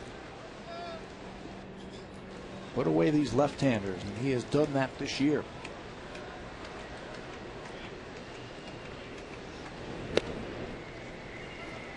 I talked with Kyle Phillips about his ability to sort of flick the glove quickly when he catches the ball. And he said in his first start of the major leagues in Detroit, the home plate umpire said, "Boy, you're going to get me in trouble there, son, by bringing those low pitches up into the zone," because he does it so quickly. It's called framing pitches and getting pitches for his pitcher. If an umpire is not used to that, it makes it look like a good pitch. It's a unique way of framing them. Often you see catchers sort of move the glove side to side. That's high, and it's a walk to Hanahan. Umpires can have quirky things. There was an umpire, I don't know if you remember him, Jamie, Dale Ford. And he said when he was working the bases, second and third, if you ever had a pop-up slide and I'm on that bag, I'm calling you out. I don't like pop-up slides. Wow. Because it's hard for me to judge. So if you have a pop-up slide, even if you beat it, I'm banging you. Really? Brett Butler did that in Cleveland one night. He was safe by a mile, pop-up slide, thrown out. No kidding. There's a line shot, and this one is foul. I think he also was thrown out of the game, too. Really? So he came up, foot on bag and everything. He just popped up and it was called out. Well, he had a knack of pop-up slides, and he didn't like that because it would fool him. I mean, he warned everybody. Everybody knew about it, right? You're out.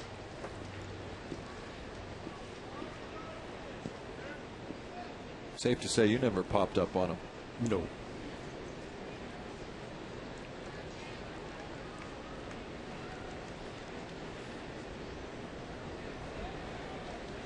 Tuiasosopo with an 0-1. The pitch now from Percy is a good-looking curveball. And Percy's pitch count's getting up there now. He's thrown 98 pitches. Cut a glimpse of Cito Gaston on the phone in the dugout, checking in on the bullpen and the availability of Some pitchers down there as the 0-2 is thrown, and it's grounded to third. But now Encarnacion has no idea where the ball is, and Tuiasu Sopo has himself an infield single. I would gather that that would be his last batter. With the right-handed batter coming up, Tuiasu Sopo will pick up his second hit. Moore got him for a double last time. They have Casey Jansen warmed and ready to go. This ball hit hard by the young second baseman, knocked down by Encarnacion. He can't find the ball. It'll be an infield single for Tuiasu Sopo. Runners on first and second. Still just one away, and there's Jansen. He's ready to go. That's why he's not throwing.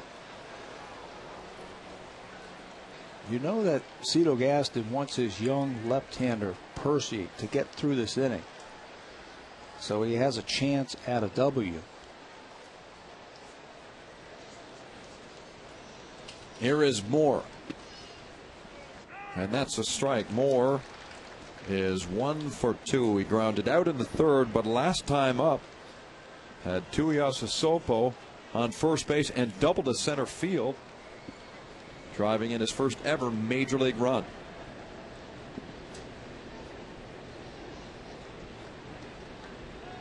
Pair of runners on, 1-1. You know, here's another thing to think about. With a young pitcher who finds himself in trouble, if you keep taking him out and bringing in a reliever when he finds himself into trouble, how does he ever learn how to get himself out of trouble?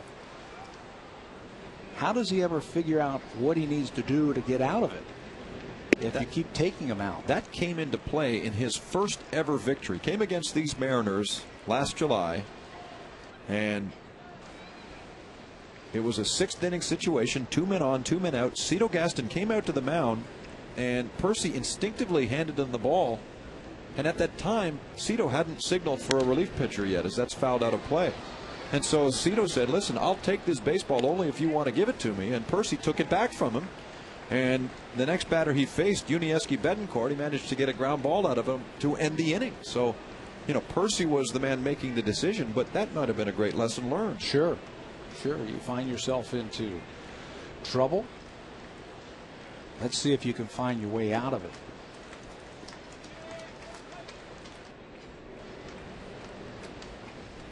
There's the 2-2 now. He doesn't have a feel for that curveball. He's casting it, letting it go out here instead of getting on top of it and finishing his pitch, and that'll get it down in the strike zone. This is a big pitch for him right here. A 3-2 pitch with 1 out and 2 on. Percy fires, and it's looped out toward right field. Hill going out there. It's over his head and now skips away into right field. Hanahan is held. Tuiasu Sopo is at second. Adam Moore safely into first. Bases are loaded. And that might be it for David Percy. Placed perfectly by Moore. Bloops it out into right field. The only man who had a shot at was Aaron Hill. It falls, but then he tries to grab it barehanded and kicked it away. Thank goodness the runners had to hold up on that blooper. They are only able to move up 90 feet, so the bases are loaded. 1 out, and indeed, Cito will go to the mound and take David Percy out. So his afternoon is finished. Casey Jansen comes running in from the bullpen, trying to clean this one up. Jays are down 3-1, and they're in trouble.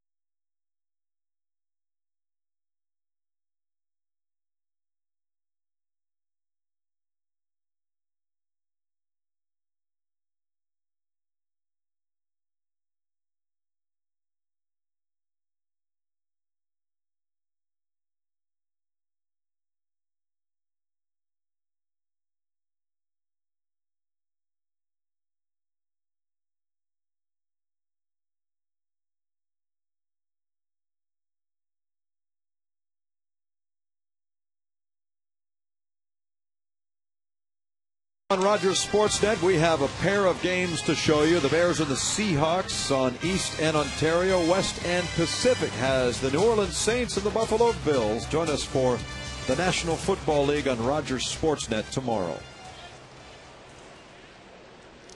Here's the scene with Casey Jansen on. Bases loaded for the Mariners. They're up 3-1. The batter is Josh Wilson, and he takes a pitch inside for ball one from the new man, Casey Jansen. Into a game for the 19th time this year. He's had 5 starts for the Jays and has been pitching effectively out of the bullpen since being recalled. 13 games since his recall from Vegas. He has been good one time through the order, shutting down the opposition.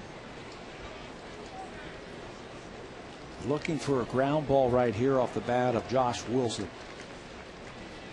Something where the infield can handle and get out of this inning. The middle is deep. Looking for the ball.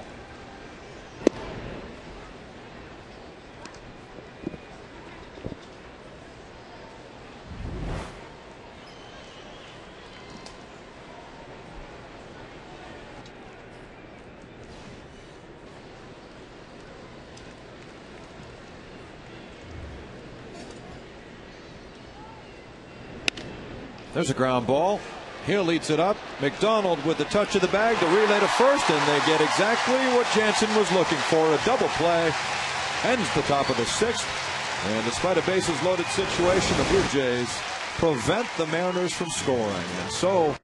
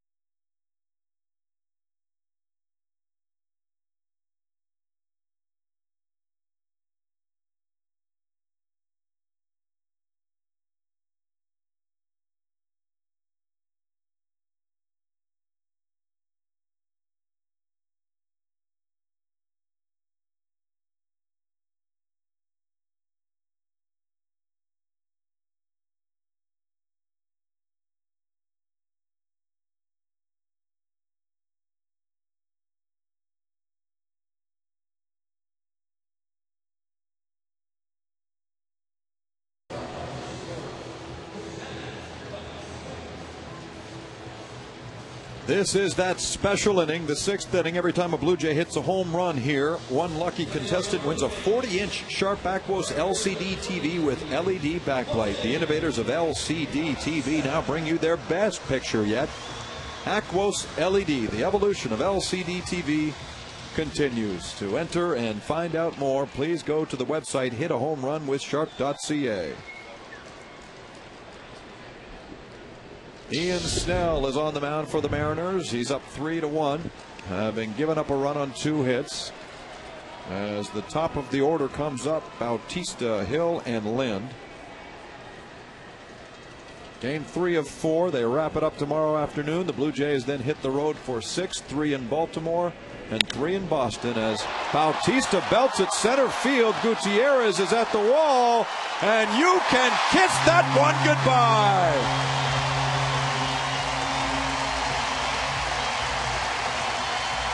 What is it, Pat, about the 6th inning? How many days in a row is that for the Jays to hit a home run this inning? Didn't take long. That's 4 straight games. Bautista puts a charge in a pitch from Snell. Right down Broadway. He opens up those hips. The bat comes flying through. Deep to center field. Deep is part of the ballpark. That has to feel good. And the guy right behind him has 34 of those, as Bautista connects on his 8th.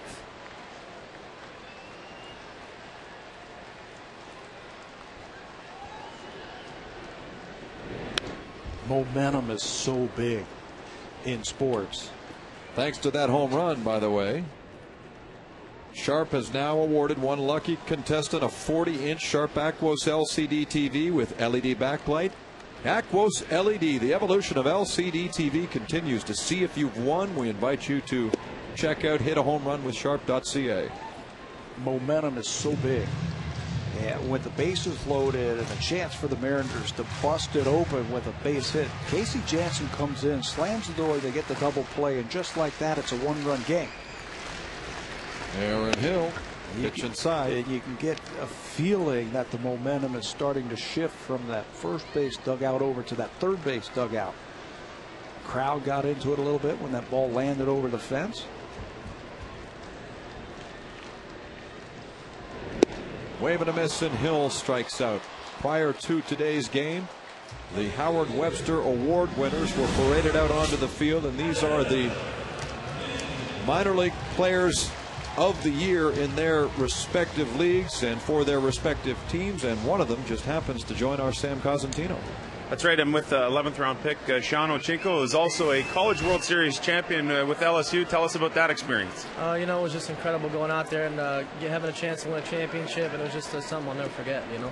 You had the chance to meet some of the current Blue Jays players, the 2 former Tigers on the team, and Brian Talbot and Aaron Hill. How was your meeting with Aaron? It was awesome. It was the first time I ever met him. I've heard so much about him, you know, and he's just a great guy, real loose, and, you know, I'm happy I got to meet him.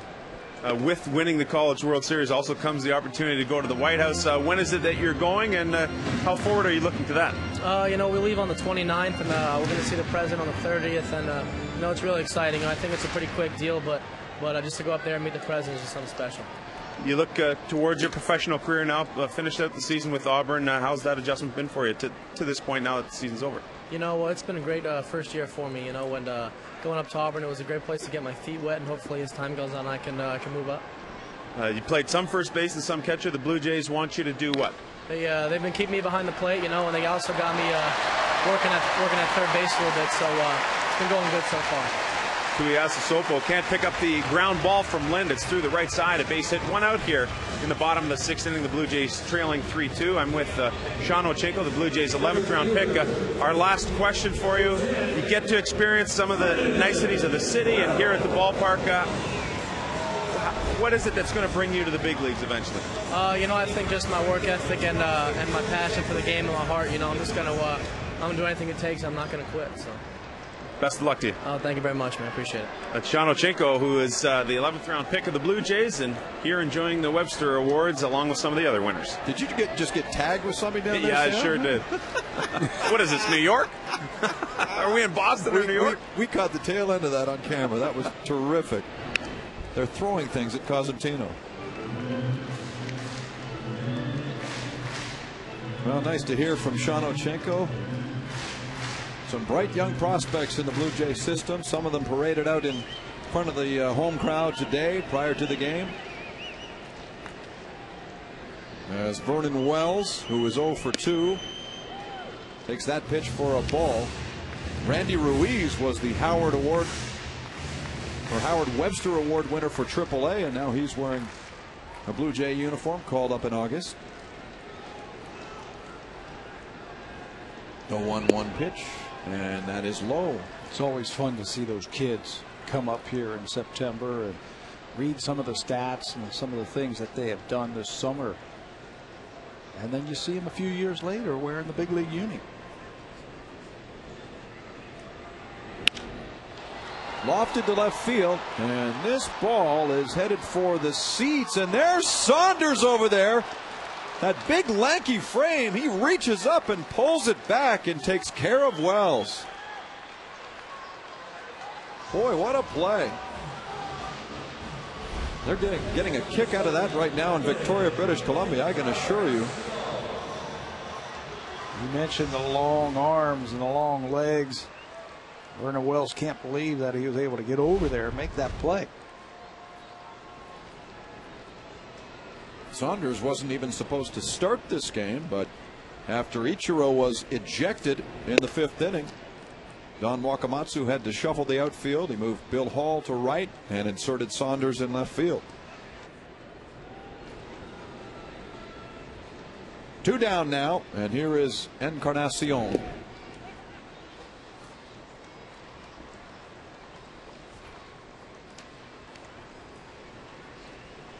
He has been on a home run tear. Thought he had one last night. Ball driven deep to center field. Timing a lot better. He's getting a good 2-0 count here.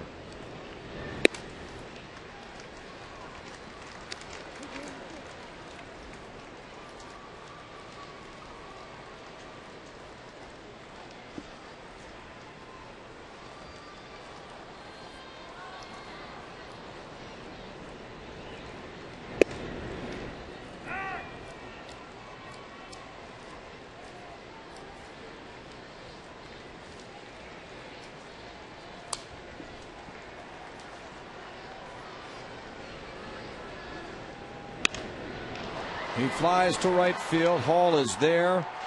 And the inning comes to an end. The Blue Jays count 1 on Bautista's home run to dead center field. After 6 of play here at the Rogers Center, 3-2 Seattle.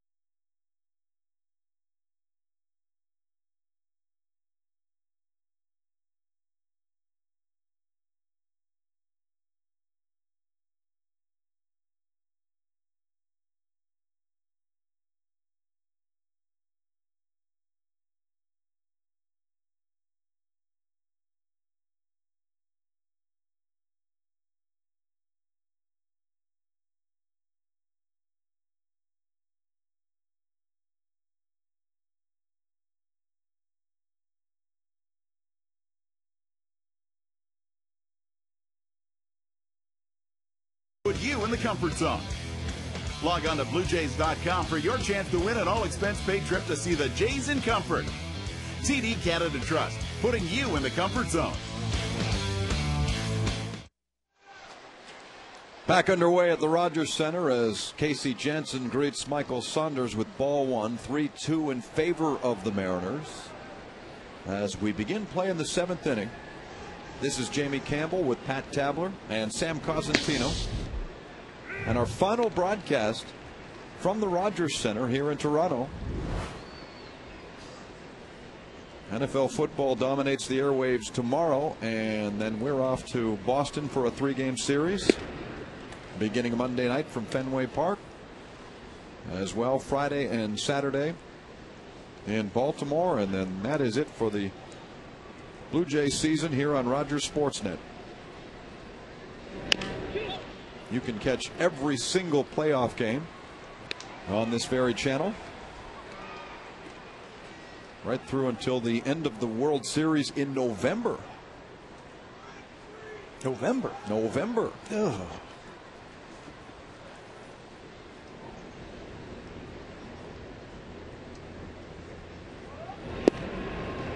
That is low, and it's 3-2. Saunders is 6'4". We saw that in the bottom of the last inning, taking away a hit from Vernon Wells. That time, that fastball from Jansen just under the knee. He just ran that ball right over the TD Canada Trust comfort zone, as he did last night. You would have had that one. I had the glove. I'm not saying I would have caught it, but I had a glove. Based on this brief appearance by Saunders, he seems to bring those hands in quite well, doesn't he? Hard to slip a ball by him on the inner half. Looks like he can get the head out.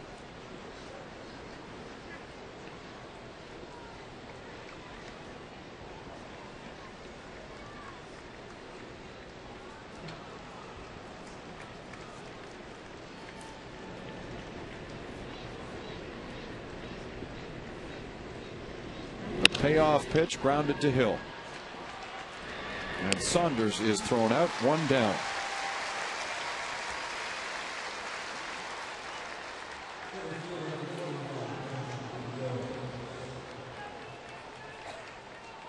Franklin Gutierrez is the batter now. These Mariners are wrapping up a road trip. And when they finish up tomorrow, they'll head back home and take on the Oakland A's for 3 and then see Texas for 3. Hoping to assure themselves of a winning record after losing over 100 games last year. Haven't been many teams who have been able to do that, have been able to turn their series or their season around. The last team to do it, you have to go back to 1988. The Baltimore Orioles finished 54 and 107. That was an awful year. I think they lost their first 20-something games. They did. 21 or something like that. Straight games. The next year, though, the Orioles had a winning record, 87 and 75. That's grounded up the middle, a base hit Gutierrez. Prior to that, it was the Texas Rangers in 1974 who had over 100 losses in the 73 season, and then the next year hired Billy Martin to be the manager. And Fergie Jenkins won 25 games, and they finished up 84 and 76.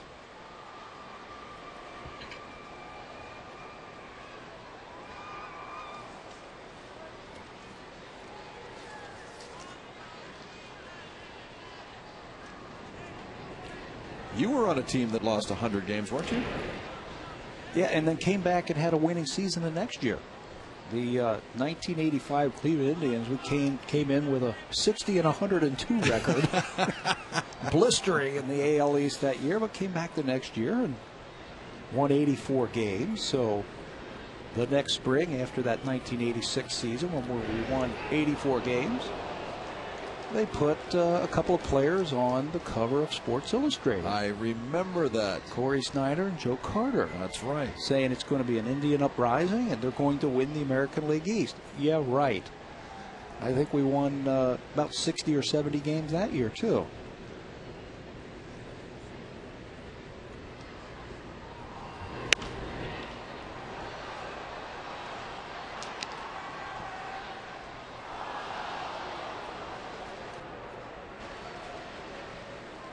Boston won the East in '86. Yes. Still the best playoff series, the 3 series that year, ever. Yeah, I think. Culminating with a Mets-Red Sox World Series. Base hit to left for Lopez.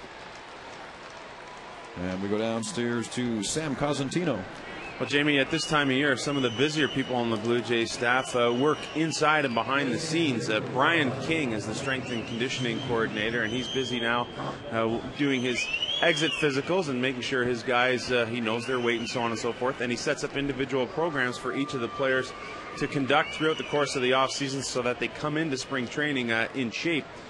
Earlier, when Mark Zipchinski and Brett Cecil were shut down, those 2 guys stuck around with the club in order for King to get those 2 guys started on their programs so that they too can take that with them throughout the course of the offseason. He's done a great job this year. Other than the pitchers, the Blue Jays have pretty much stayed healthy all season long. I mean, you've had your odd guy go on the DL for a little of this or a little of that. Little number down the line. And a near collision as it rolls foul. Sweeney will come back. And we were talking earlier about the advantages of the modern day player with scouting and spray charts and video and all that kind of thing. And, you know, spring training is not a time as it used to be to get into shape. These days, players come ready to go. And a lot of people think that perhaps the number of games in spring training should be reduced slightly. It's enough to get the pitcher stretched out, but you only need, for an everyday player, a week, maybe 10 days to get into good playing shape, because guys work out, like you say, all year round now. They never get out of shape. Pitchers might need a little bit more time to build up their arm strength to get up to 5, 6, 7 innings by the time they leave spring training. Base hit, and that one stopped the base runners as they advance 1 base each. Sweeney has a knock to right field. He's 2 for 4. And here against Casey Jansen in the 7th inning, they have strung together 3 consecutive singles. All hit hard by Sweeney and on a line, so Gutierrez, the runner at second base, cannot score. Bautista with the best throwing arm on the Jays. Sweeney just got to first base as you saw that ball come in from Bautista. Remember, he got hit on the toe the other night, and he is not running too well. The middle of the lineup has really been hard on the Jays, as you see Brandon League now getting loose. They have 12 base hits due to Mariners. Gutierrez has 3, Lopez has 3, and now Sweeney has a multi-hit game. And Jansen has been in this situation before. Last inning, he came in to replace David Percy with 1 out on the bases loaded and got a ground ball out of Josh Wilson to start a double play. Let's see if he can get the same out of Bill Hall here. Hall is 0 for 3, striking out twice and popping out in foul ground in the 6th inning. Jansen gets ahead of him 0-1. Gutierrez at third, Lopez up at second. Mike Sweeney, who's nursing a slight injury, stands at first. There's Hall as Jansen sets. And the pitch is shot to center field. Wells coming on quickly. He makes the grab. And Gutierrez comes home with Seattle's 4th run.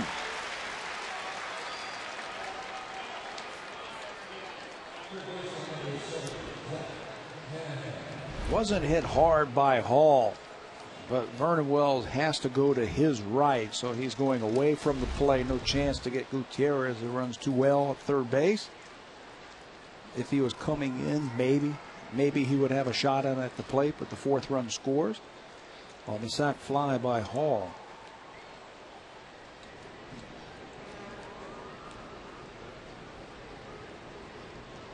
Now it's Hanahan's turn, with runners now at first and second. 4-2 in favor of Seattle, and that's ripped foul off the facing there of the second level. And oh, a one-handed grab, nicely done.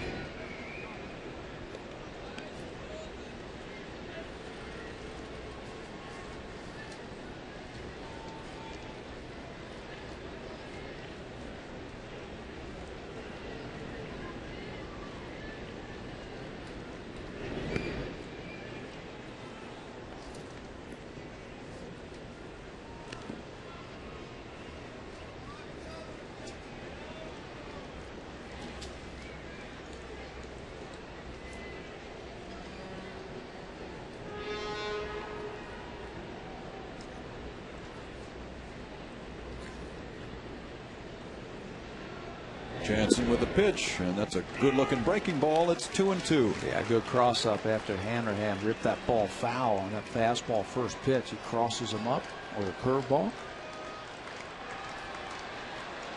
When you come out of that bullpen, you've got to stop the opposition and give your offense a chance to come back and win games. They have scored one so far here in the 7th. 3 base hits and a sacrifice fly. Keep it right there.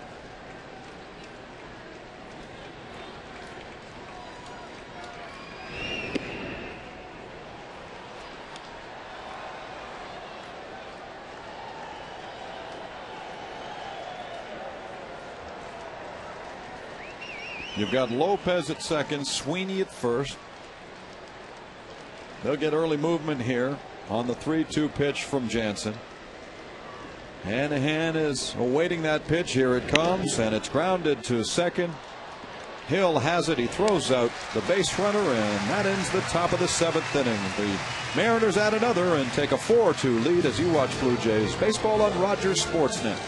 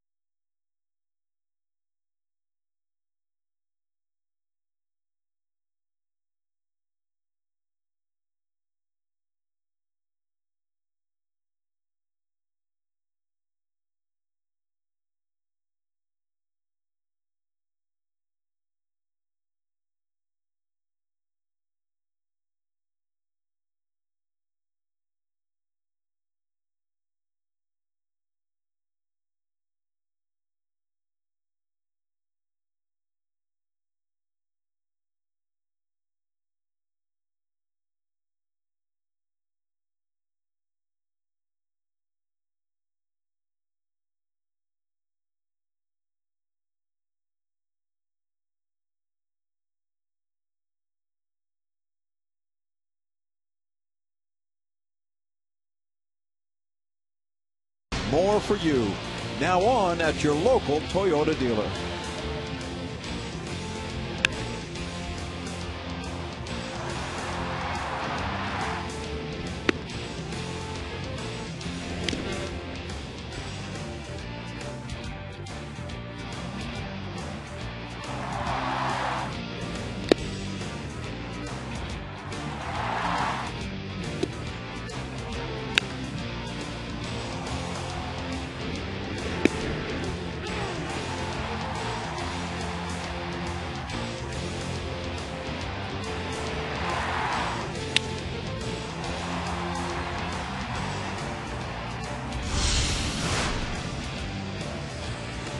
Well, let us review, shall we? 4-2 in favor of the Mariners. David Percy went 5 1/3. Ian Snell, the man who is in line for a victory here today, still going strong for Seattle. Still out there as we begin the bottom of the 7th inning. Jays single runs in the 5th and the 6th inning to cut into that lead.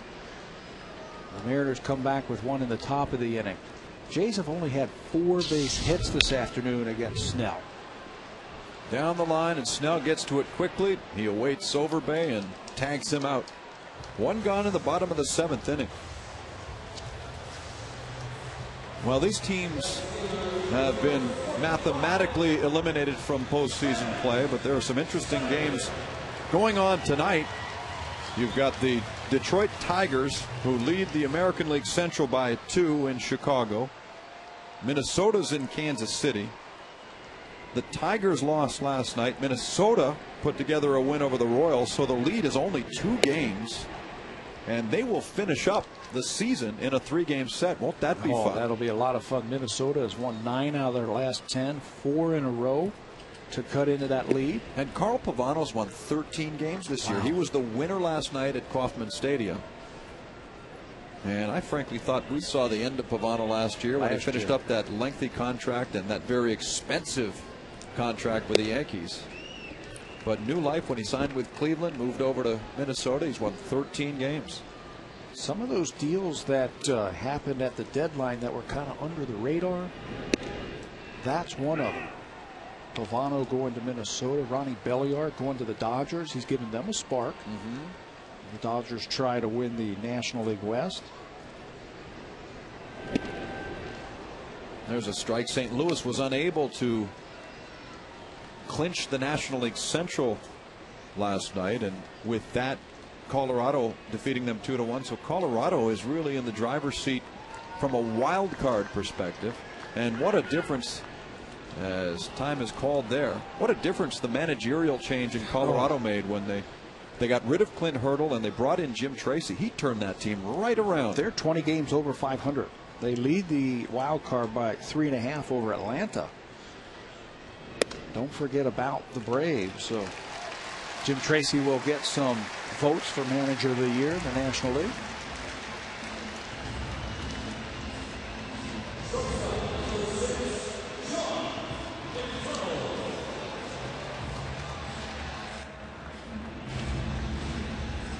There's Johnny Mack now.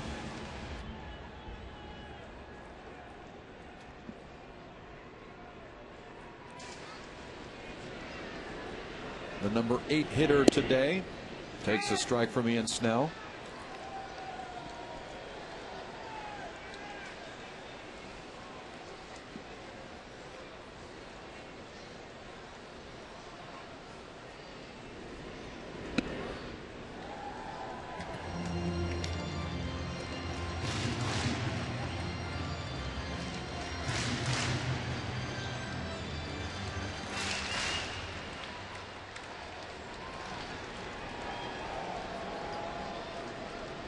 Here's the 1-1. And he falls behind 1-2. You might have thought when Justin Morneau saw his season come to an end that might have been it for the Twins. But you know who has stepped up in his place? Michael Kadire. Yes. He hit his 30th home run last night. Playing first base. Here come the Twins. It's going to be a great race. Swing and a miss, and McDonald strikes out. So there are 2 down now in the last of the 7th inning. Ian Snell, when he was with Pittsburgh at the beginning of the year, had 7 strikeouts against Cincinnati.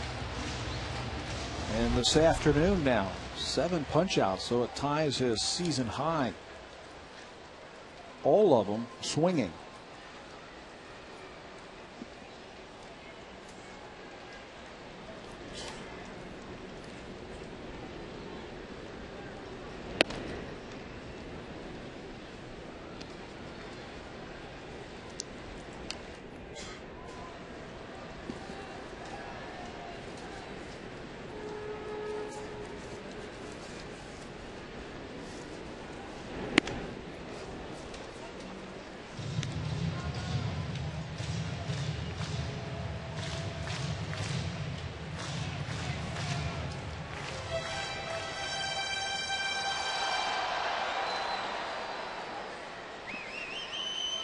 He's locked in on Adam Moore's signs.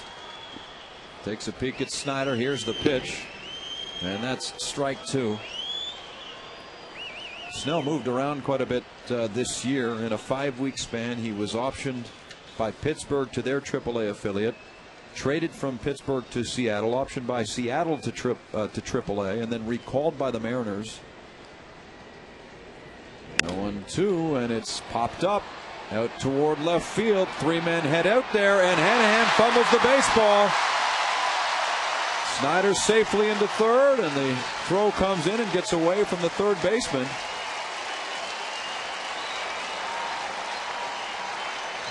Kyle Phillips has himself a base hit here with 2 out of the 7th inning. Sometimes it's not as how hard you hit it, but where you hit it. Out into no man's land. Hanahan had the ball in his glove, but it hits on the heel and pops out. It lands safely down the left field line. Snyder scoops into third base. And Don Wakamatsu is going to make a change.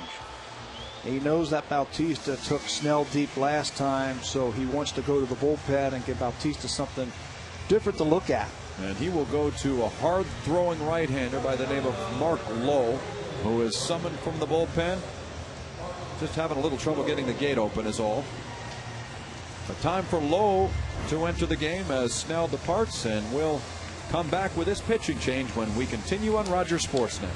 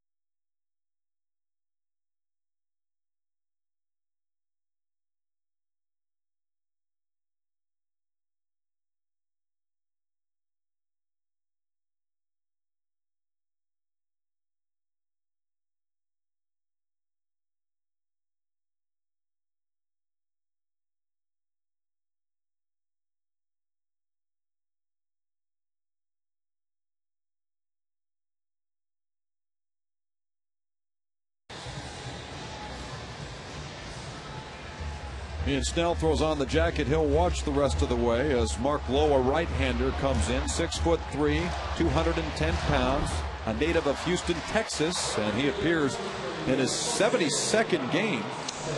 He was the Mariners' 5th-round selection 5 years ago, and he's now their setup man for Aardsma. Throws hard, 65 strikeouts in the innings that he has pitched this year. 1st and 3rd and 2 outs. Bautista came up with a big 2-out base hit in yesterday's game. Let's see if he can do it again this afternoon. He came up with a big solo home run in the 6th inning.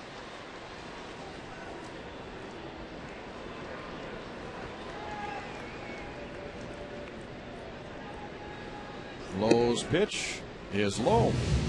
1-1. Phillips' little blooper out there on left keeps the line moving. Snyder advanced to 3rd on the play, so you've got runners at the corners.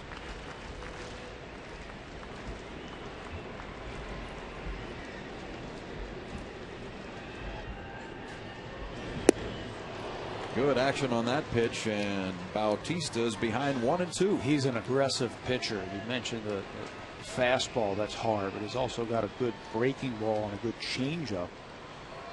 He is 3rd in the American League in holds with 24. So he's done a fine job in the 7th and the 8th inning for the Mariners this year.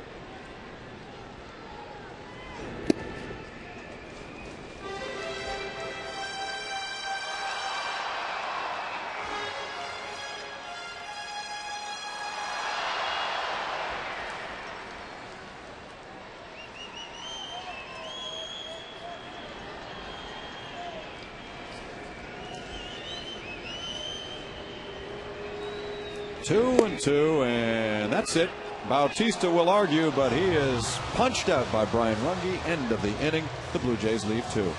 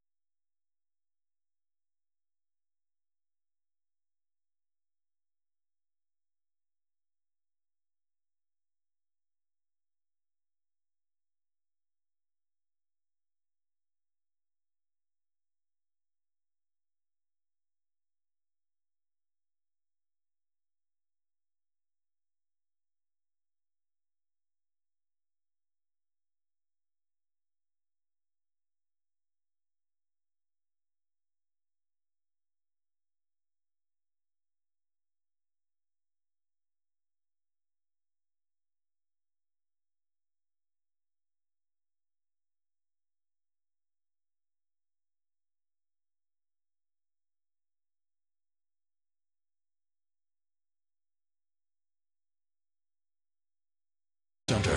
Homeowners helping homeowners. What a nice crowd for a Saturday afternoon game here in Toronto. 29,783 the paid attendance, as Brandon League is the 3rd pitcher of the afternoon for the Blue Jays. ERA going down now at 4.77, a 3-5 record. Opponents hitting .257 against Brandon, 74 strikeouts.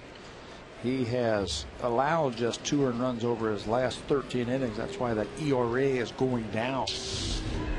Here's Tuiasu Sopo, the second baseman. He is 2 for 3 today with a pair of singles. Stepping in against Brandon Lee, with the Mariners leading 4-2.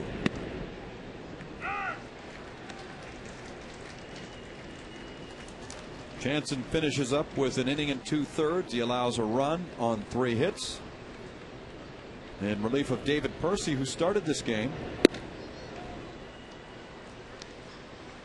Ian Snell is in line for the victory as things stand now. He went 6 2/3.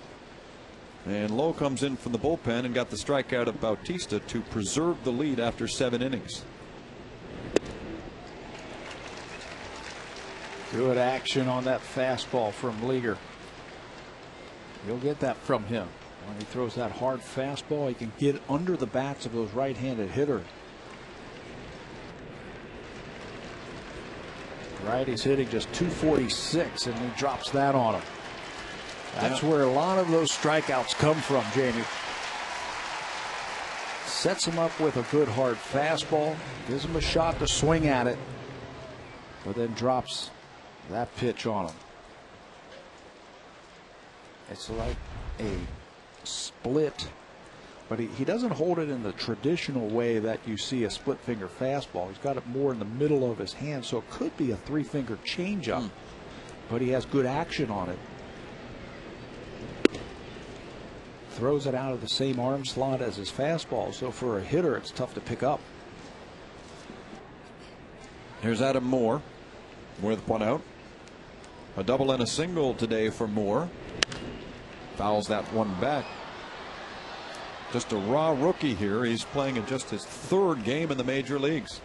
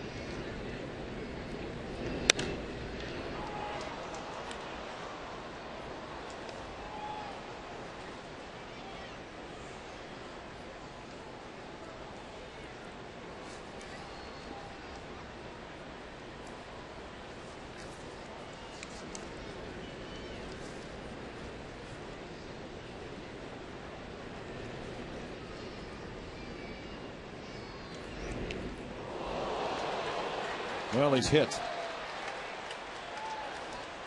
That's a first for Adam Moore in the big leagues. And off he goes to first base. We take a look at the line on David Percy, who started well but ran into a little bit of trouble in the 5th and the 6th. It's the middle of the lineup there. Gutierrez, Lopez, and Sweeney that were trouble for David Percy, but a 5 1/3 innings outing and a quality start here for Ian Snell. Pitches into the 7th inning. Gave up just the 1 earned run. That was the home run to Bautista to go along with a season-tying 7 strikeouts.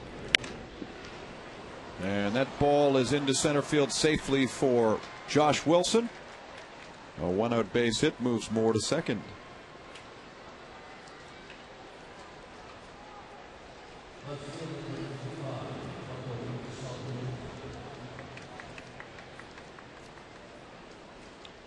So the bottom of the order for the Mariners has really come through today, as Tuiasu Sopo has a pair of hits. So does Adam Moore. Josh Wilson now with a sacrifice bunt, and that single, his first of the day. And that'll give him 13 hits. When the season's over, Brandon League is going to set a lot of career highs in numbers this year. In games, this is his 64th game. His previous high was just 33 games. That was set back in 2006. We saw the strikeouts, 74 strikeouts for League. His old high was 32. Check that, 29 back in 2006. Here's Michael Saunders again, 1-1. Saunders has some friends playing for Team Canada right now at the World Cup of Baseball in Italy, and in fact Canada's playing for a bronze medal against Puerto Rico today. You can check results there at the website 2009baseballworldcup.com. Had a very good tournament under manager Ernie Witt. They're going to win a medal? They're going to, well, they can win a medal. They have to defeat Puerto Rico today to get a bronze. They cannot win anything higher than that. Okay. Here's a stroke to center field, and Wells is over, and it clanks right off his glove. He may have lost that in the lights, and the end result is a bases loaded situation.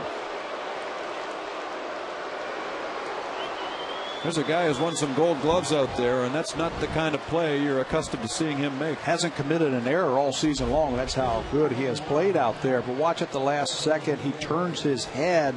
The ball got caught up into something. I don't know if it was hit high enough to get into the bank of lights, but something distracted Vernon Wells on that ball. That's a play that he normally makes easily. Runners cannot move up but 90 feet, so bases loaded and one out again for the Mariners. And this guy here has had a big day. Franklin Gutierrez. As the Mariners have been able to load the bases 3 consecutive innings, the 6th, the 7th, and now the 8th. They did not cash a run in the 6th, got 1 in the 7th. Can really break things open late here against the Blue Jays if Gutierrez can come up with a knock, and he's got 3 of them today.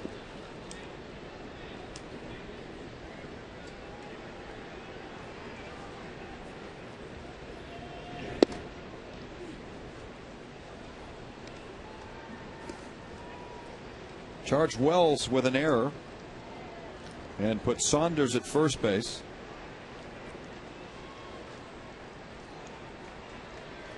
That is a tough error. You know, when you ball lined out like that, he was obviously distracted by something. And a little hopper to McDonald. He shovels it to Hill, and look at there. Double play. Keeps the Mariners off the board once again as the middle infield picks up Vernon Wells. Aaron Hill with a relay. He'll lead up.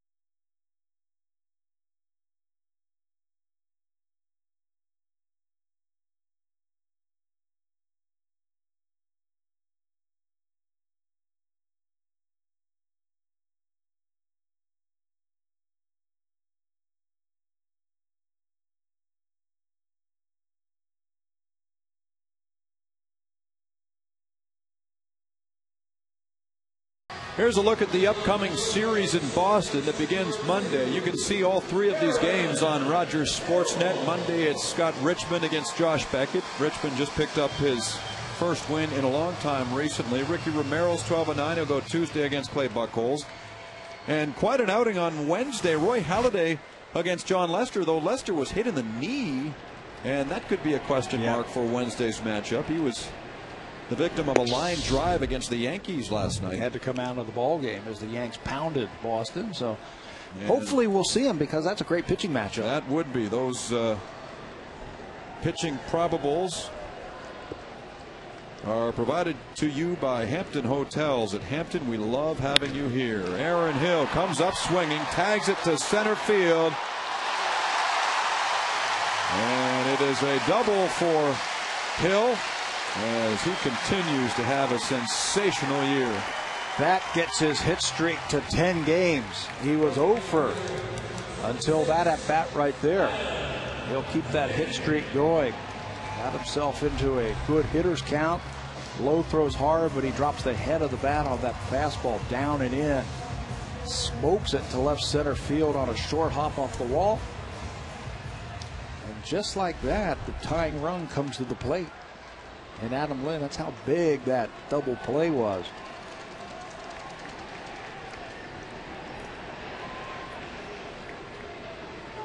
Lind is 1 for 2. Ball 1.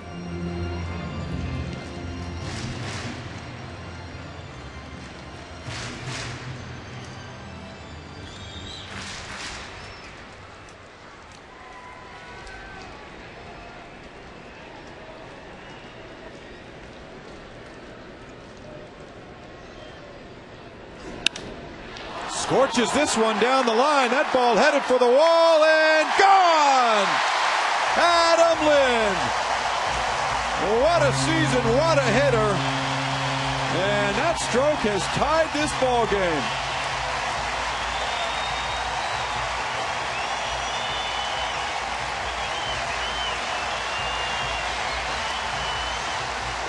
Remember earlier in the game we were talking about good hitters that have natural power, and you can tell by going the other way.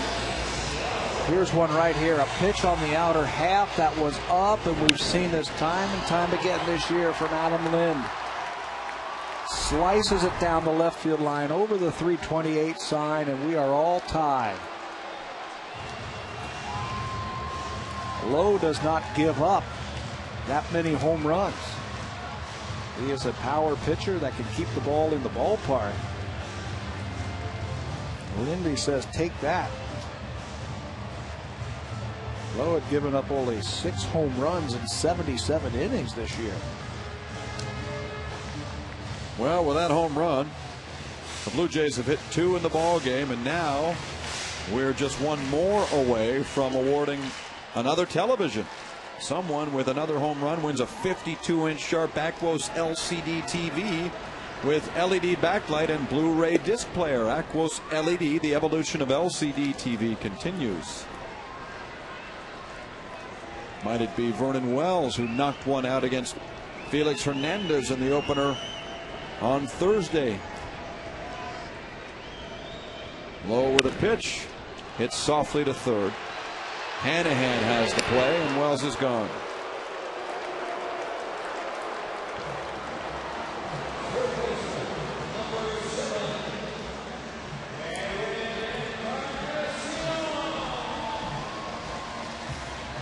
Ten game-worn jerseys in tomorrow's game will be given away to perhaps you if you're going to join us here at the ballpark. It's jerseys off their backstay as the Blue Jays wrap up their home schedule against the Mariners. Come on down to the ballpark for the final game of the year at 1 o'clock Eastern Time. Swing and a miss, Edwin Encarnacion.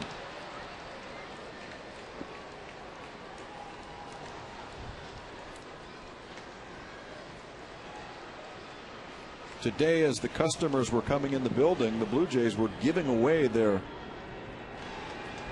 magnetic schedules, and you can always tell who's had the best season because they're always featured on the front of either the media guide or the magnet schedule. And I see Aaron Hill and Adam Lind featured prominently on the schedule for next season. It's out already.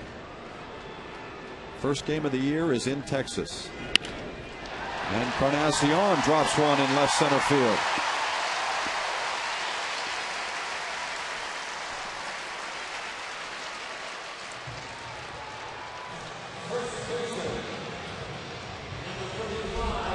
Trying to lift this ball and get it out of the ballpark. Catches it in a little bit, and the outfield is deep. They're not playing any doubles.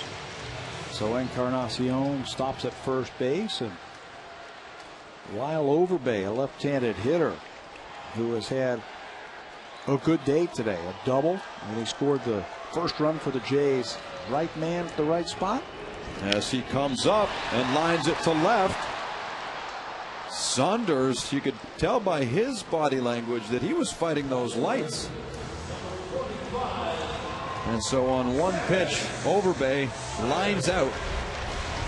And here comes Travis Snyder. The Mariners have a left-hander warming in the bullpen. Garrett Olson is up and throwing. And that brings Don Wakamatsu out. And he'll signal to the pen and go to Olson. So once again another change as Lowe is yanked from the ball game. And we'll continue on Rogers Sportsnet, tied at 4 here at the Rogers Center.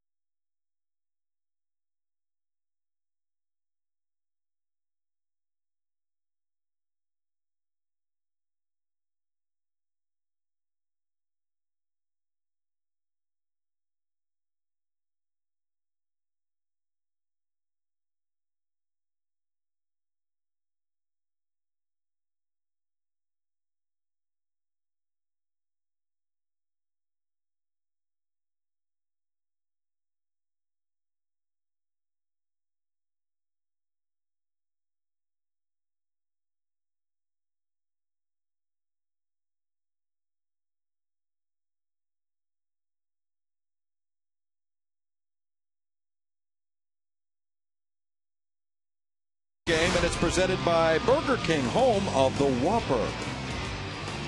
You will not find a better catch this year for what we saw from Jose Bautista.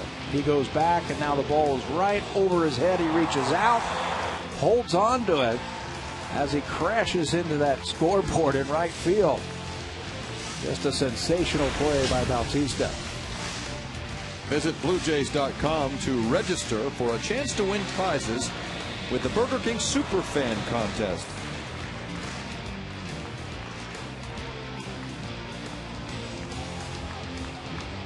On comes lefty Garrett Olson. He had big league time prior to this year with the Baltimore Orioles. In fact, last year started 26 games for Baltimore, finished 9-10 with a lofty ERA of 6.65.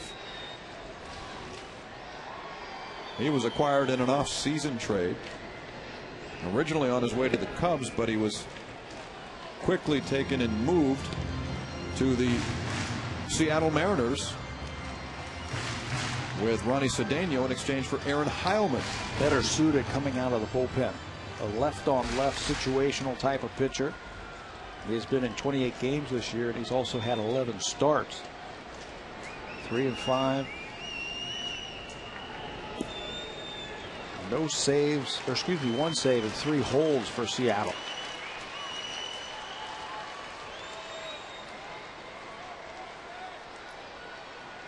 Three balls, no strikes.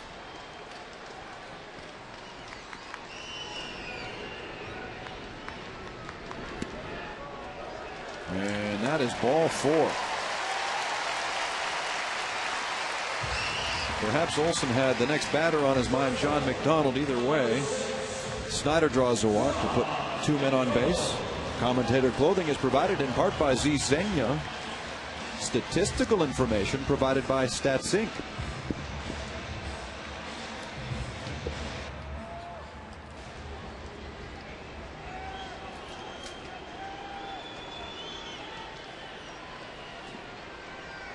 Here's Johnny Mack, 0 for 3, striking out twice. First and second for the Blue Jays. Bottom of 8. Ball 1. Now what? Edwin Encarnacion, as Rick Adair is going to come out and talk to his pitcher. That's 5 straight balls from Garrett Olson. Edwin Encarnacion, who was the runner, the go-ahead run at second base. Has to get a lead out there where he can't get picked off, but then his secondary lead, he's got to get a big one. Any ball hit to the outfield, he has to score to put the Jays ahead. Anticipate a ball that's hit to the outfield and then just go. But you have to get that big secondary lead. To those who are unaware of what that means, explain what the secondary lead is. Well, when the pitcher comes to a stretch position and comes to his belt, that's your primary lead. When he lifts his leg to go home, you shuffle off the base and you get as far off as you can. To get that one extra step to get to home plate could mean the difference between a run or an out. 1 ball, no strikes. McDonald takes that one and evens the count at 1-1. Here is Olson called upon to get the Mariners out of this jam. Mark Lowe gave up the tying run on a home run by Adam Lind. Knotted at 4, 2 on for the Blue Jays, and a soft one back to Olson, who turns to first and ends the inning, doing his job effectively. And we go to the 9th with a 4-4 ball game.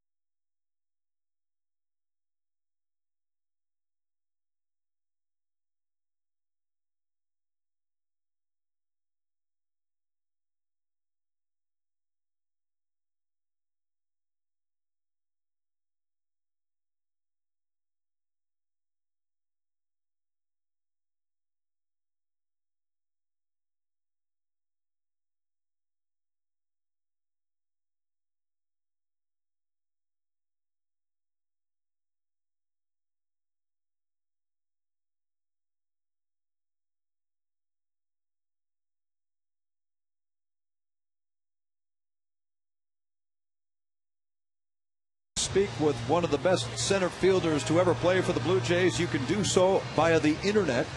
Devon White will be chatting with fans about his time with the Blue Jays and, of course, life after baseball. It's a live web chat to take place between 10 a.m. Eastern Time and 10:45 on Thursday, October the 1st. Find more details at BlueJays.com.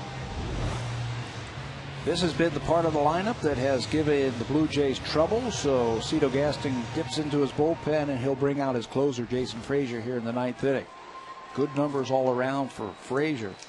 50 strikeouts this year and just 15 base on balls. He has not allowed a run but 9 times in the last 59 games that he has appeared. First pitch is grounded foul by Jose Lopez. He is the first baseman who's had a wonderful day at the plate, going 3 for 4. He singled in the first inning and tried to stretch it to a double, challenging the arm of Travis Snyder, who threw him out.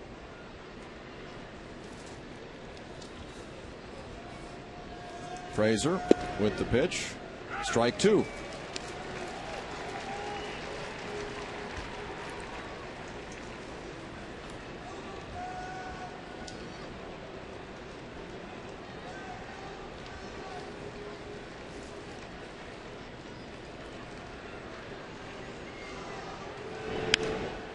Popped him up. And this is an easy play for John McDonald. Lopez is gone.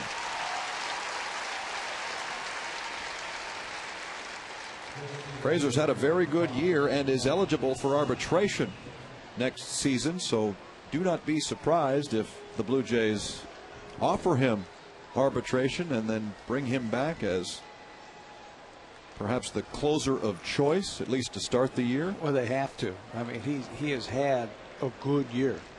from start to finish. It hasn't been one of those up and down and up. He has been very consistent. He has pitched as a closer, as a setup man. Beginning of the year, he was coming in the 6th and 7th inning. But anytime they have run him out there this year, he has put up good numbers. And it started early for Jason Frazier as he faces the DH Mike Sweeney here. 1 ball and no strikes on Sweeney. He played a game in Cleveland at the beginning of the year, and B.J. Ryan had come in with a 4-run lead. And by the time he left the game, the tying run was at second for the Cleveland Indians. So Cito Gaston called upon Jason Frazier. He came to the mound and threw 4 consecutive changeups to strike out Victor Martinez and save Roy Halladay's 2nd win of the year. That is one position that the Jays have got to figure out what they want to do next year. Jason leads the team in saves with 10. They have only had 37 save opportunities. And both J.P. Ricciardi and Cito Gaston were talking about that Scott Downs and Jason Frazier were going to share the closer's role next year.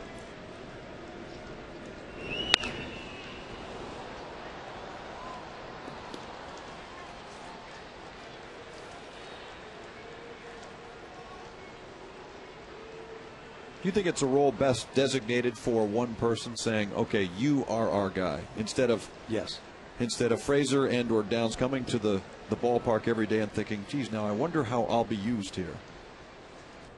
Well, they would probably say, okay, if we need a left-hander to get lefties out, you're the guy, and vice versa, righty-righty. What I like when you have just one guy is Frazier gets Sweeney staying right on track with his averages this year of striking out about a batter an inning. But it keeps everybody else in line with their jobs. You are the left-hander versus left-handers late. You're our long guy. You're our 8th inning setup man. You're our closer. So everybody has a defined role out of the bullpen.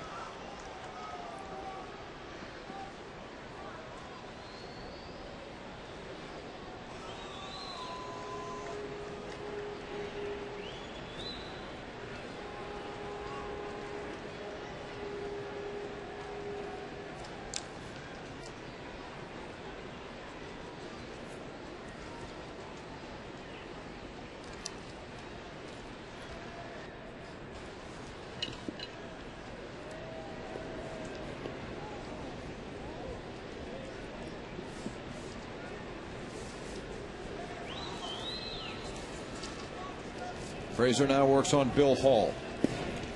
Low and away, ball 1. It's been a little bit of a good luck charm also, if you will. Vulture, whatever you want to call it. Jason has 6 wins in his 59 games this year coming out of the pen.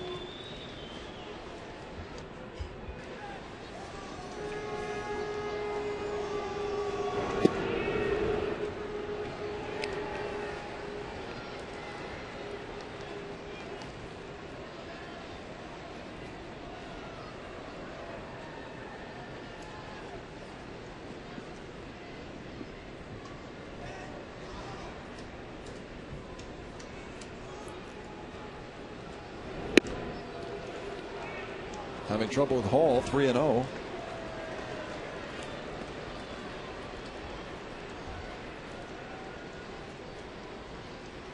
They might turn him loose here. We were talking about him a couple of years ago hitting 35 home runs, so there is home run potential in that bat. Let's see if they green light him. He's taking, and it's a strike. Jack Hanahan's on deck for the Mariners. This is the top of the 9th inning. 2 out. Jason Frazier on. Bill Hall the batter. 3 balls and a strike. The Blue Jays got the tying home run in the last of the 8th from Adam Lind. His 31st of the year. And that pitch is scorched foul. It's 3-2.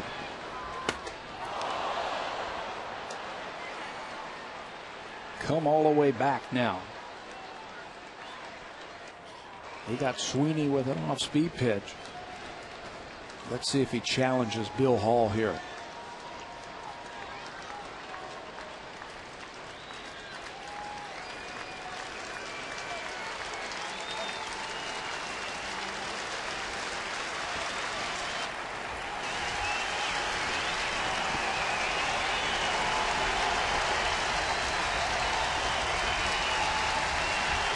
Here's the pitch. Strike 3 called, and Bill Hall is not happy with it at all.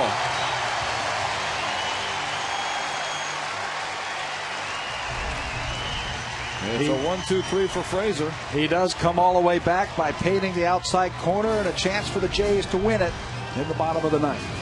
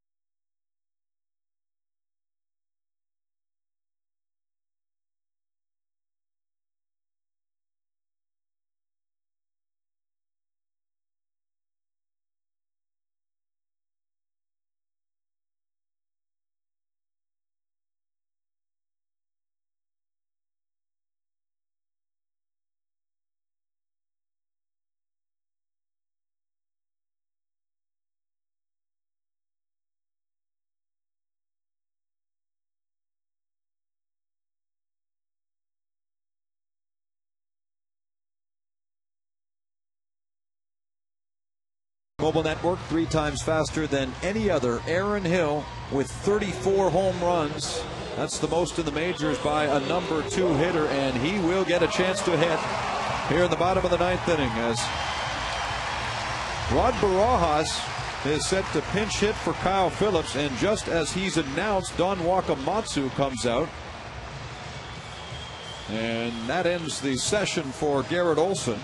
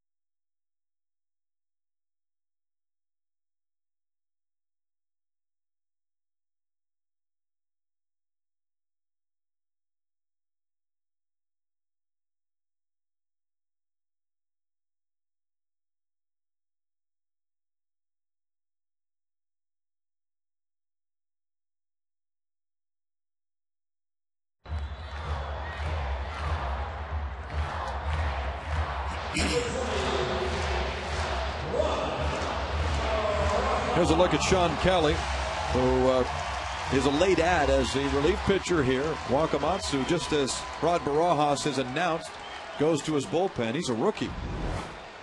Another one of those big, strong right-handers that the Mariners bring out.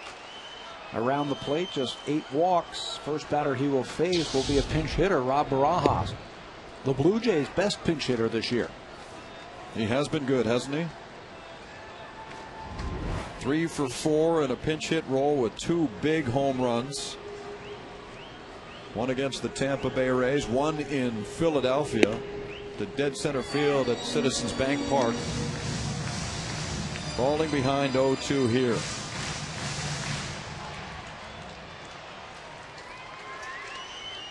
Good numbers there in his career, not just this season.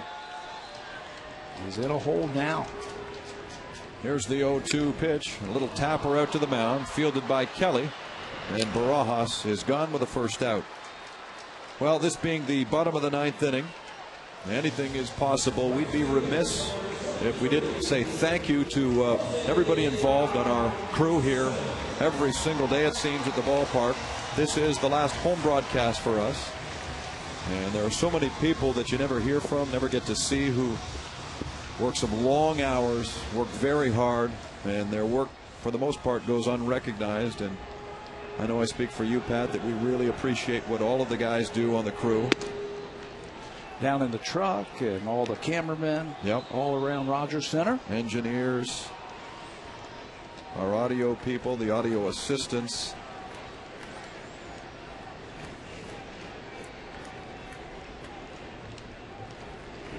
As Barajas watches now, here's Bautista with a 1-1 pitch. There's so much involved in a television production.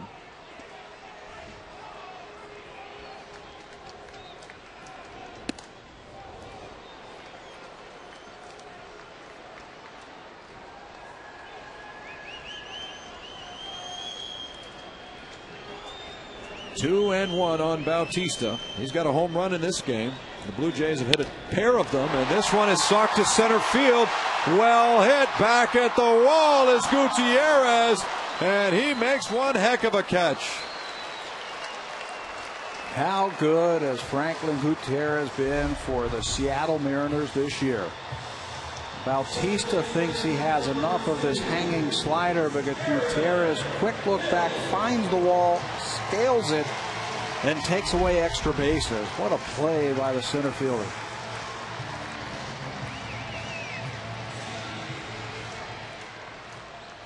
Two out, nobody on. We'll take you back now to Tuesday, as Aaron Hill dumped that ball in right center field. Bautista comes home with a walk-off win in the bottom of the 11th inning.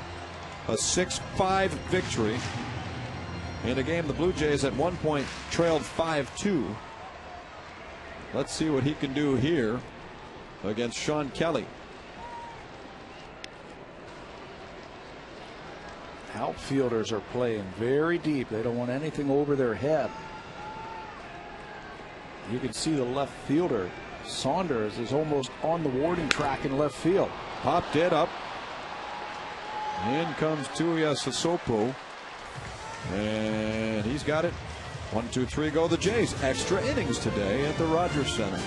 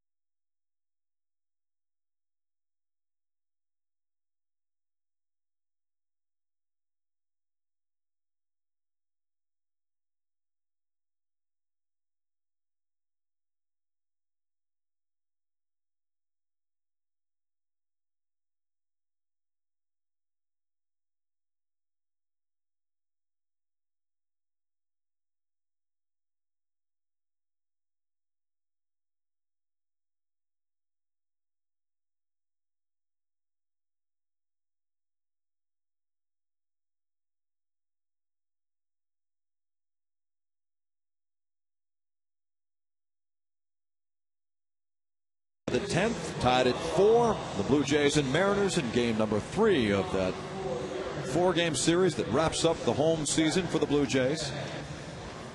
For Seattle, here in the 10th, Jack Hanahan, Matt Tuiasosopo, and Adam Moore scheduled as Rod Barajas throws on the equipment and will now catch Jason Frazier.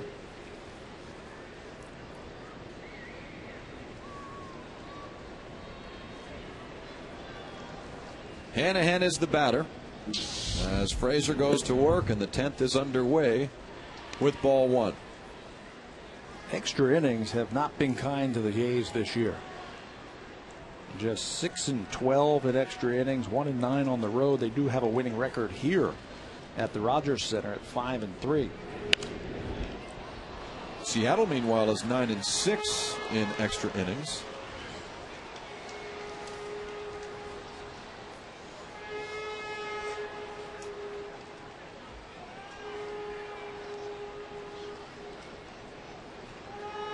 Seattle has played really well in one-run games this year, and I think that's a direct reflection on how strong their bullpen is. They have one of the better bullpens in the American League. One of those one-run victories came against the Blue Jays, a walk-off out at Safeco Field, and it was Ichiro Suzuki, incredibly for the first time in his career, with a walk-off base hit. Who'd have thought after all those hits that would be his first one? And it came off of a good pitch from Scott Downs. It did indeed, as Hanahan strikes out. He's the first out here in the 10th inning.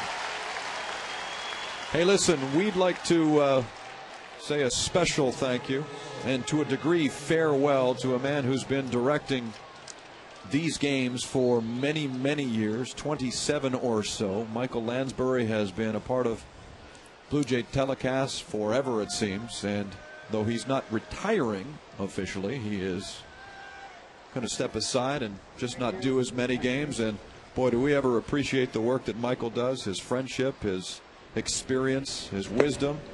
And I know I speak for a lot of people when I say thank you to Michael for what you've done over the years. Thank you, Michael. And luckily it's not farewell. It's just we won't see as much.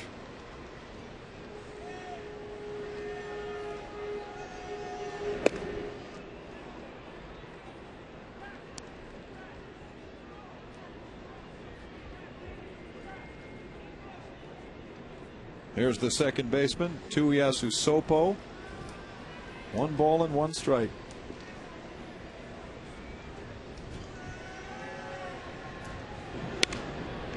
You know who should retire is Scott Carson. Yeah. I mean, he's had me chuckling all day. Your mute button has got a lot of work today. Oh, my goodness. You know, it's been a long season when I have to go off the microphone to collect myself. Not just once or twice today. Scott. Look at him. Oh. That pitch is low.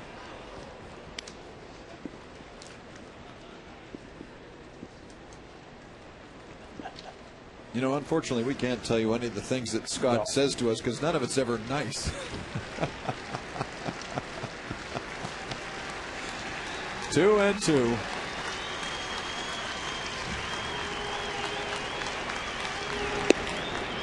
Off the plate, ball 3. Jason looking for his 4th straight strikeout. Gave up a little pop up to the first batter he faced, then struck out Sweeney, Hall, and Hanahan. 1 strike away from making it 4 in a row.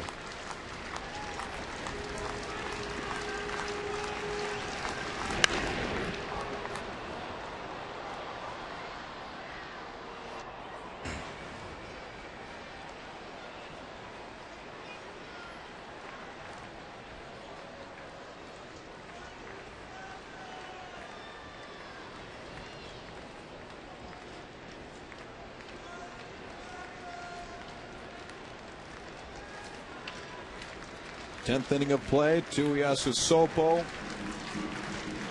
working it against Jason Frazier in his second inning of relief. He's retired 4 in a row and gets a ground ball there. Make it 5 as Hill completes the deal at first. 2 down now.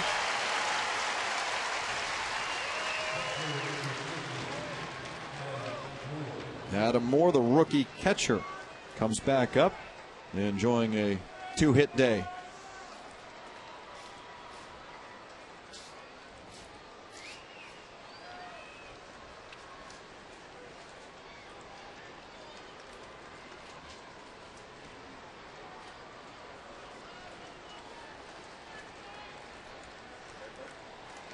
Scheduled for the Blue Jays in the bottom of this inning, Adam Lind, who's homered, Vernon Wells, and Edwin Encarnacion.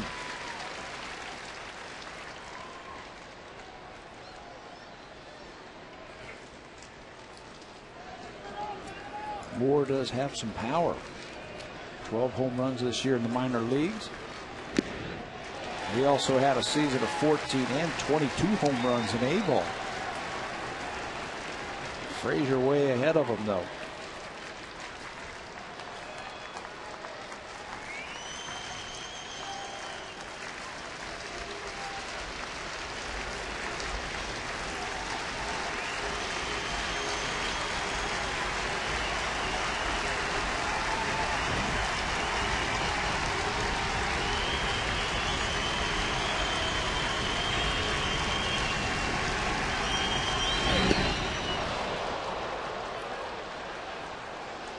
That was a called pitch right there for Barajas. He wanted the fastball up, maybe to set up that changeup that he's had this year. Moore has never faced Frazier.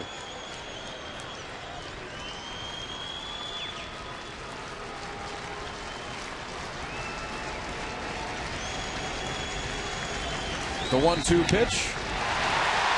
That's a foul ball.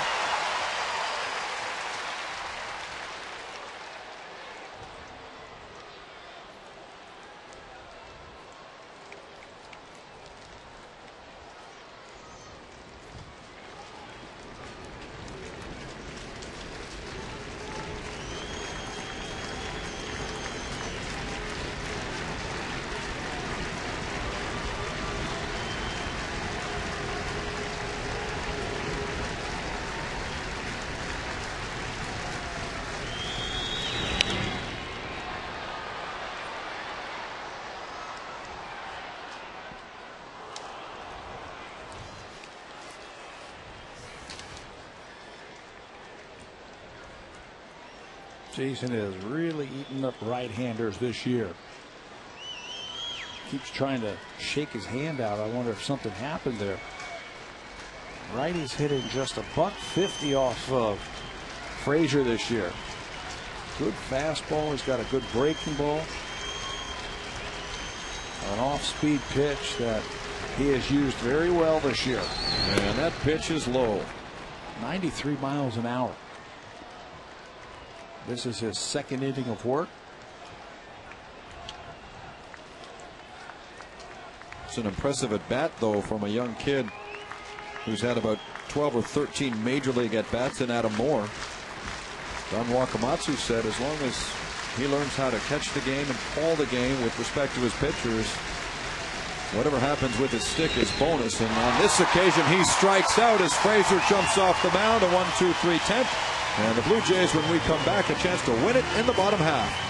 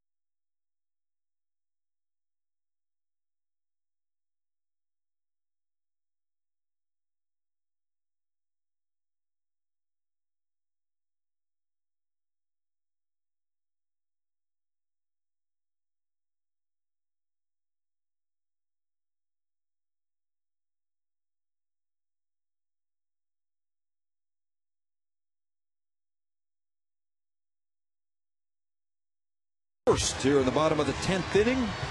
And the last time he came up, he put a ball over the wall in left field, his 31st home run of the season, with Aaron Hill on base. And that tied things up in the bottom of the 8th inning, and that's where we stand here. Tied at 4, bottom of 10 now. Lind approaches the plate. Sean Kelly remains in the ball game, throwing for the Mariners. He got a 1-2-3 ninth. So this game started with a pretty sizable gathering of over 29,000. Some have made their way out. Some are hanging in, looking for a walk-off victory here against Seattle. And some pretty good bats coming to the plate in Lind, Wells, and Encarnacion. The relief pitching we were talking about, the Mariners relievers are very good. They're deep and they throw hard. They have a team earned run average of 3.78, which is good, and they have 46 saved. Lind is in a position to end it. In a very good position right now with a 3-0 count.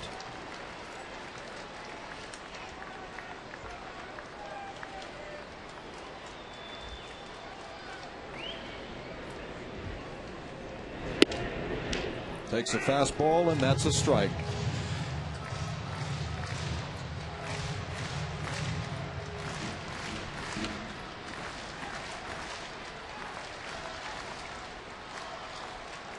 Kelly sets. That one is hit in the air. Left field. Up against that wall, and it's gone! A walk-off home run! Adam Lind has taken Kelly deep, and the Blue Jays have walked off with a victory.